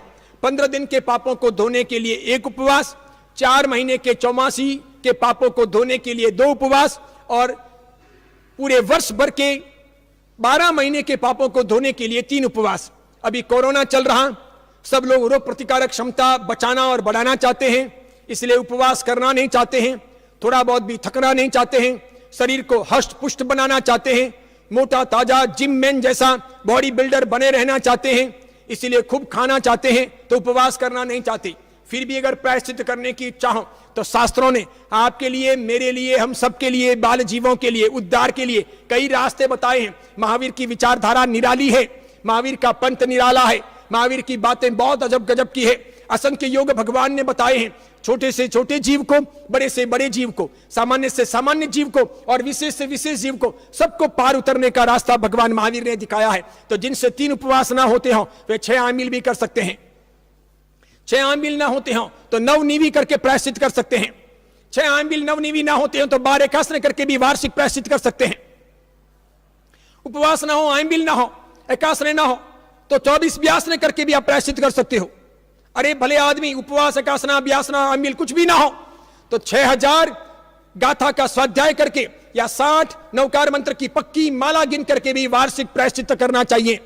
अट्ठम तप जिन शासन में कई प्रकार की बातों के लिए किया जाता है, बहुत अलग अलग तरीके से, इसकी बहुत महिमा है, बहुत महिमा। देखो, कभी मेरे बेटा होगा या नहीं होगा, अथवा मुझे कोई बहुत बड़ा काम करने का सौभाग्य मिलेगा कि नहीं मिलेगा, यह जानने के लिए पोरवाल वंश के महान महामंत्री सेनापति वस्तुपाल तेजपाल ने अट्ठम किया था। अंबिका माता को प्रत्यक्ष करने और वस्तुपाल तेजपाल के लिए प्रश्न पूछने के लिए उनके उपकारी गुरु भगवंत उदय प्रभ सूरी जी महाराज साहब ने भी अट्ठम का तप किया था, तेला किया था। कुमारपाल सम्राट ने कलिकाल सर्वज्ञ आचार्य हेमचंद्र सूरी जी महाराज साहब से पूछा था कि मेरी उम्र कितनी, तो यह जानने के लिए कलिकाल सर्वज्ञ ने भी यह संकेत प्राप्त करने के लिए 3 दिन का अट्ठम किया था, तेला किया था। भरूच के अंदर सिद्धेश्वरी जी महाराज, बाप जी महाराज विराजमान थे। मणि विजय जी महाराज, मणि विजय दादा जिनको कहते थे, नीतीश्वरी जी महाराज साहब के जो शिष्य थे, वे वहां पर विराजमान थे। वे अच्छे जानकार थे, विद्वान थे। और वहां अनोपदास जी, अनोपचंद भाई सेठ रहते थे, वे भी बड़े विद्वान थे, जानकार थे। वे सभी लोग स्वाध्याय करते थे, वाचना सुनते थे, वार्तालाप करते थे, तत्व चिंतन करते थे। उसके बीच में एक बार एक संदेह हुआ, अनूपचंद भाई ने कुछ कहा, मणि विजय दादा ने कुछ कहा, दोनों के बीच में काफी बहस हुई, लेकिन बात का समाधान नहीं निकला। अंततः बात वहीं पर छोड़ दी। उस दिन बात के अंदर वेणु करना भी रह गया, चौवियार रह गया। अगले दिन 13 श्रावक श्राविकाओं ने और 4 साधु भगवंतों ने, सब जनों ने अट्ठम किए कि चलो इस बात का उत्तर अपने को मिले कि शास्त्र की यह बात सही है कि नहीं, इसके लिए अट्ठम करते हैं। संयोग से अट्ठम के आधार पर दैविक संकेत मिले, वापस एक को नहीं सबको मिले। बहुत गजब की यह घटना है। यानी अट्ठम क्या क्या फल दिलवाता है, अट्ठम से कितना कितना मिलता है। उसी प्रकार मेरी परंपरा के 7वें गुरु बुद्धि सागर सुरसर जी महाराज साहब ने सरस्वती की साधना के लिए विधि पूर्वक अट्ठम करके अपने साहित्य रचना का काम शुरू किया था। तो अट्ठम तप वार्षिक प्रायश्चित के तौर पर होता है। हर व्यक्ति को छोटे बड़े तौर पर भी ये अवश्यमेव करने का प्रयत्न करना चाहिए। 5वां और आखिरी कर्तव्य चैत्य परिपाटी। चैत्य परिपाटी का मतलब होता है चतुर्विध संघ के साथ या द्विविध संघ के साथ बाजते गाजते आडंबर पूर्वक, रौनक पूर्वक, हंसी खुशी से नाना प्रकार की सामग्री लेकर के अलग अलग जिनालयों के दर्शन के लिए जाना, चैत्य की परिपाटी करना, चैत्य की परिक्रमा करना, द्रव्य पूजा, भाव पूजा करना। अभी कोरोना है, इसलिए चैत्य परिपाटियां प्रदूषण में हो नहीं सकेगी, भगवान की रथ यात्रा के आयोजन नहीं होंगे। लेकिन फिक्र ना करें, मजबूत रहें, श्रद्धावान रहें, बलवान रहें, पढ़ें। कोरोना पूरा हो जाने के बाद, दीपावली के पहले, दीपावली के बाद या कार्तिक पूर्णिमा के बाद में भी सुंदर रथ यात्रा का और चैत्य परिपाटी का आयोजन साधु साध्वियों की निष्ठा में, और वे उपलब्ध ना हो तो उनकी बिना निष्ठा के आयोजित किया जा सकता है। चैत्य परिपाटी अवश्य में निकालनी चाहिए, चैत्य परिपाटी में जाना चाहिए, नींद में नहीं रहना चाहिए। कई लोग तो नाश्ता करने के लिए चैत्य परिपाटियों में पहुंच जाते हैं, भगवान की भक्ति की चिंता नहीं करते। लेकिन चित्ती परिपाटी सम्यक दर्शन की निर्मलता के लिए, जिनालयों की शुद्धि के लिए, देव द्रव्य के उपार्जन के लिए, भगवान की भक्ति के लिए, अन्य अन्य प्रकार की प्रेरणाओं के लिए, धर्म शासन को जिलाने के लिए, मंदिरों की परंपराओं को मजबूत करने के लिए, जिनालयों को और भव्य बनाने के लिए, प्रभु को साक्षात्कार के तौर पर सामने लाने के लिए होती है। सामूहिक तौर से किया गया पुण्य सामूहिक रूप से उदय में आता है, और सामूहिक तौर पर किया गया पाप कहीं ना कहीं सामूहिक तौर पर उदय में आता है। तो सामूहिक पुण्य करने का प्रयत्न करना चाहिए। कलकत्ता की कार्तिक पूर्णिमा की चित्ती परिपाटी देखने जैसी होती है। कभी बचपन में सांसारिक अवस्था में मैं भी देखने गया था। अंग्रेजों के जमाने से चल रही अटूट वो परंपरा है, लाजवाब वो परंपरा है। ऐसी चित्ती परिपाटी होनी चाहिए। अपने तो सब ऐसे सहजादे अमीरजादे हैं, शालीभद्र के आधुनिक अवतार, कि जब कभी भगवान की रथ यात्रा निकलती है या चित्ती परिपाटी होती है तो घर में बैठे रहते हैं। घर के सामने से जब चित्ती परिपाटी या रथ यात्रा गुजरती है तो झांक झांक के देख लेते हैं, जैसे कोई उल्लू के पट्टे झांक रहे हो। और उसके बाद में जैसे समय होता है फटाफट नाश्ता पानी करने के लिए अथवा समी वात्सल्य में चाटने के लिए प्लेट लेने के लिए चले आते हैं। ये सब बेवकूफ जैन है। ये नाम के जैन, काम के जैन नहीं। ऐसे जैनों से जैन धर्म का कल्याण नहीं हो सकता। होना तो ये चाहिए कि अगर हम मंदिर मार्गी हैं तो तन से, मन से, धन से सज संवर करके, सुंदर तैयार होकर के भक्ति पूर्वक जाएंगे। जब शादी के लिए सजे, घर में कोई बर्थडे था तब सजे, सब प्रकार की तैयारियां की। विदेश में घूमने जाना था तो तैयारी की, कई बार पर्यटन के लिए जाना था, खेलना था तो तैयारी की, घर में मेहमान आ रहे थे तो तैयारी की। तो भगवान की भक्ति के लिए, आत्मा के कल्याण के लिए, जीवन की उन्नति के लिए, आध्यात्मिक विकास के लिए क्या तैयारी नहीं होनी चाहिए? मन वैसा नहीं बनना चाहिए? बनना ही चाहिए। हमारी परीक्षा है कि हम कितने कैरेट जैन हैं। 14 कैरेट, 16 कैरेट, 18 कैरेट, 20 कैरेट या 24 कैरेट। डुप्लीकेट है कि ओरिजिनल है, नाम के जैन है कि काम के जैन है, ये तब पता चलता है। और इसीलिए सबसे कहना चाहूंगा, भले कोरोना है, अभी अफसोस ना करें। कोरोना निपट जाने के बाद में ऐसी चित्ती परिपाटियां भावपूर्वक 3-3 की कतारों में या 2-2 की कतारों में सब प्रकार की पूजन सामग्री लेकर के पूजा के वस्त्रों में तैयार होकर बैंड बाजों के साथ में जाइए, भगवान की बढ़िया स्तोत्र पूजा रचाइए और सुंदर तरीके से भक्ति कीजिए। ऐसी चित्ती परिपाटी हर श्रावक को पर्व के दौरान करनी चाहिए। इस बार पर्व के दौरान नहीं होगी तो वो करना, यानी कि हमारी प्रवर्तन अहिंसा का पालन करना, करवाना, साधर्मिक की भक्ति पर्व के दौरान अवश्य में करना, परस्पर क्षमा याचना पर्व के दौरान मांगना, तभी संवत्सरी प्रतिक्रमण सफल होगा। वो क्षमापना अट्ठम का तप वार्षिक प्रायश्चित के तौर पर करना। जितना पर्व में ना हो तो पर्व के बाद में भी उसे कंटिन्यू करके पूरा करने का प्रयत्न करना, और पर्व के समय में चित्ती परिपाटी का आयोजन करना, ना हो तो पर्व के बाद में करना। इस प्रकार करके पर्युषण महापर्व का सुंदर आराधन कीजिए, जीवन का विकास कीजिए, आगे बढ़िए। बातें तो बहुत ही लंबा चौड़ा विषय है, लेकिन समय कम पड़ गया, काट छाट करके इतनी बातें कहने का प्रयत्न किया है। अभी भी आप सबसे निवेदन करना चाहूंगा, सवेरे शाम रोज प्रतिक्रमण करना है, आलस नहीं करना है। अगर ये मन ना उठे तो उसे गाल पर थप्पड़ मारनी है, उठाना है और करना है। अगर हमें नहीं आता है तो किताब में पढ़ पढ़ के करना है। 2 घंटे लगने दीजिए, इरादा पूर्वक कीजिए। किताब में पढ़ पढ़ करके भी मन पूर्वक किया हुआ प्रतिक्रमण वर्षों के प्रतिक्रमण से भी ज्यादा मूल्यवान निकल जाएगा। कम से कम एक सामायिक कीजिए, सामायिक में स्वाध्याय कीजिए, सत साहित्य का वांचन कीजिए, नवकार मंत्र की माला गिनिए, जाप कीजिए। भले भगवान का फोटो हो, मूर्ति हो, अंजन की हुई हो या दर्शनीय मूर्ति हो या कोई यंत्र हो, अष्टप्रकारी पूजा कीजिए। फोटो पर पक्षाल नहीं हो सकता, वासक्षेप से पूजा कीजिए, धूप दीपक कीजिए, फल नैवेद्य चढ़ाइए, अक्षत पूजा कीजिए, आरती मंगल दीपक कीजिए, साक्षात भगवान की भक्ति कीजिए। सोचिए, फोटो के रूप में, मूर्ति के रूप में, दर्शनीय मूर्ति के रूप में या यंत्र के रूप में मेरे साक्षात अरिहंत प्रभु, सर्वगुणों से संपन्न, सर्व दोषों से रहित वो महान आत्मा मेरे साक्षात उपस्थित है और उनकी एनर्जी, कॉस्मिक एनर्जी मुझे मिल रही है, मेरा कल्याण हो रहा है। इस प्रकार पूजन कीजिए। इसके सिवाय पापों को छोड़िए। इन 8 दिनों में स्विमिंग पूल में जाना नहीं है, जिम में जाना नहीं है, लॉन पर चलना नहीं है, अभक्ष अनंत काय खाने नहीं है, रात को खाना नहीं है, बकरियों की तरह पूरे दिन चरचर करना नहीं है, कम से कम एकासना व्यासना करना है, ना हो तो नौकारसी और चौविहार करना है, हो सके वहां तक कम पानी ढोलना है। आधी बाल्टी में स्नान होती हो तो पूरी बाल्टी का पानी खाली नहीं करना है, और गर्म किया हुआ पानी उबाल करके ठंडा करके ही पीने का प्रयास करना है। 8 दिन कोशिश करना है, मौन रहना है, झूठ नहीं बोलना है, प्रपंच नहीं करने हैं, गप्पे नहीं लगाने हैं, किसी का मजाक नहीं उड़ाना है, जोक्स नहीं कहने हैं। पाप काम के लिए सिनेमा, टेलीविजन इत्यादि के लिए टेलीविजन नहीं देखना है, मोबाइल नहीं देखना है। सिर्फ व्याख्यान सुनने हो या भक्ति गीत सुनने हो या आरती मंगल दीपक सुनना हो तो ही मोबाइल का उपयोग करना है। पापों के लिए मोबाइल का उपयोग नहीं करना है। हो सके वहां तक जमीन पर दरी पट्टी या चटाई बिछा करके सोना है, गिद्दी पर नहीं सोना है। ब्रह्मचर्य का परिपालन करने का प्रयत्न करना है। बहुत अधिक बाहर से सजने संवरने का, हीरो हीरोइन बनने का प्रयास नहीं करना है। यूं बूढ़े खुसट होकर के पागलों की तरह मरने वाले हैं। अपने भीतर को सजाने का, संवारने का प्रयत्न करना है। अंदर खूबसूरत बने, अपने आप बाहर दिखेगा। सोक्रेटिस खूबसूरत नहीं थे। उनके शिष्य ने कहा था कि आप कांच में देखते हो, इतने बदसूरत तो हो, नाक टेढ़ा। सुकरात सोक्रेटिस से नहीं, नाक टेढ़ा, आंख टेढ़ी, होठ टेढ़ा, इधर से गाल लटका हुआ, इधर से ऊपर गया हुआ, इतने सारे बदसूरत, और आप कांच में क्या देखते हो? तो हंसते हुए सुकरात ने कहा था, तुम ये देख रहे हो ना कि बदसूरत आदमी को कांच में चेहरा नहीं देखना चाहिए, और तुम ये सोचते हो ना कि खूबसूरत व्यक्ति को ही कांच में चेहरा देखना चाहिए।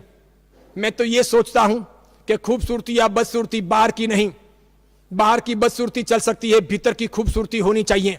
भीतर से आदमी खूबसूरत ना हुआ तो बाहर की खूबसूरती दिन दो दिन में उड़ जाएगी, कुछ काम नहीं आएगी।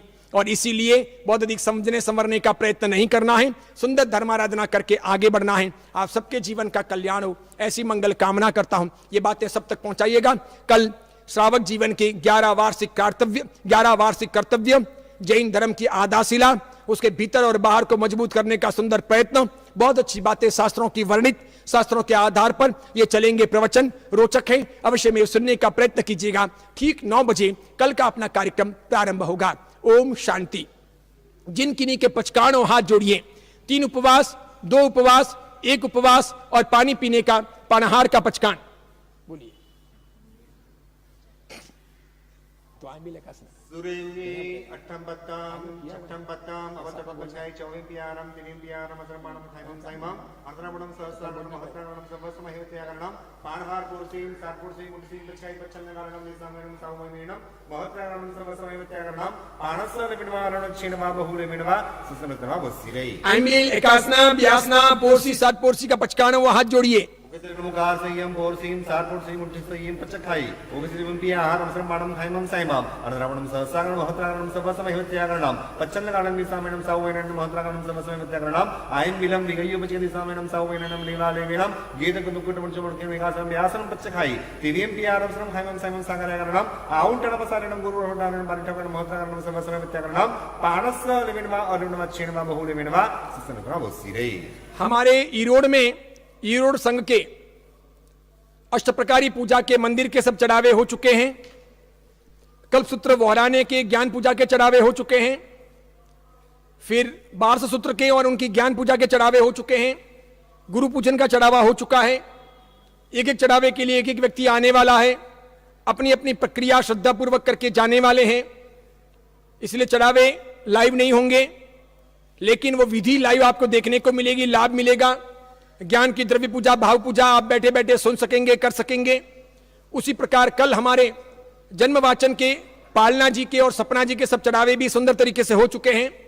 इसलिए आप भी जिस किसी भी संघ के हों, आज रात को, कल रात को, परसों रात को कल्प सूत्र के, 12 सूत्र के, 5 ज्ञान पूजाओं के, अष्टप्रकारी पूजा के, आरती मंगल दीपक के, या कल्प सूत्र वहराने के, 12 सूत्र वहराने के, अथवा उनकी ज्ञान पूजा के, अथवा सपना जी के, पालना जी के सब चढ़ावे बोल लीजिए। जूम एप्लीकेशन पर या अन्य एप्लीकेशन पर बोल सकते हैं और इस प्रकार सुंदर आयोजन कर सकते हैं। बारी बारी से एक एक व्यक्ति आए और वो सब लाइव होता रहे, आपके संघ के सभी लोग देखें। यहां से भी सब चीजें सुंदर लाइव होगी, कम टाइम में होगी, टाइम बर्बाद नहीं करेंगे, जल्दी जल्दी होगी ताकि अच्छे तरीके से आपको लाभ मिलेगा। इतना सुंदर सेटिंग किया है, सभी लोग पूरे पर्यूषण का लाभ उठाइएगा। ऑनलाइन प्रतिक्रमण करवा नहीं सकता, इतना बड़ा साहस कर नहीं सकता, यह प्रक्रिया उचित नहीं है, इसीलिए इसके लिए माफी चाहता हूं। बहुत लोगों ने समाचार दिए, फिर भी ज्यों त्यों भी आप प्रतिक्रमण सामायिक इत्यादि करते रहिएगा और घर में ही पूजा अर्चना करते रहिएगा। पक्का अच्छा सच्चा बनिएगा। अपने क्रोध, मान, माया, लोभ, राग, द्वेष इत्यादि को कम करने का प्रयत्न करना, शांत बनने का प्रयत्न करना, जीवन को सफल करना, बस यही कामना करता हूं। हम सबके आशीर्वाद आपके साथ में है। सभी छोटे बाल मुनियों के केस लुंचन चल रहा है, थोड़ों के हो चुका है, थोड़ों के बाकी हैं, बाद में आखिर में मेरा होगा। इस प्रकार की व्यवस्था है। बहुत सुंदर तरीके से ईरोड के अंदर धर्माराधना चल रही है, लेकिन आप लोग भी जहां कहीं बैठे हों अपना अपना भाग आगे बढ़ाइए, धर्माराधना कीजिए। ये प्रवचन विदेशों में भी बड़ी मात्रा में लोग सुन रहे हैं, लाभान्वित बन रहे हैं, ये अपने लिए सुखद सौभाग्य है। बस धर्म शासन आगे बढ़े, जिन शासन का हम सभी नाम करें, जिन शासन का काम करें, हमारी बदौलत जिन शासन में अभिवृद्धि हो और हम सबका कल्याण हो, ऐसी मंगल कामना। सर्वमंगल मांगल्यम सर्व कल्याण कारणम प्रधानम सर्वधर्माणां जैनम जयति शासनम। बोलो महावीर स्वामी भगवान की जय। बोलो गणधर गौतम स्वामी भगवंत की जय। बोलो बुद्धि सागर सुरेश जी महाराज की जय।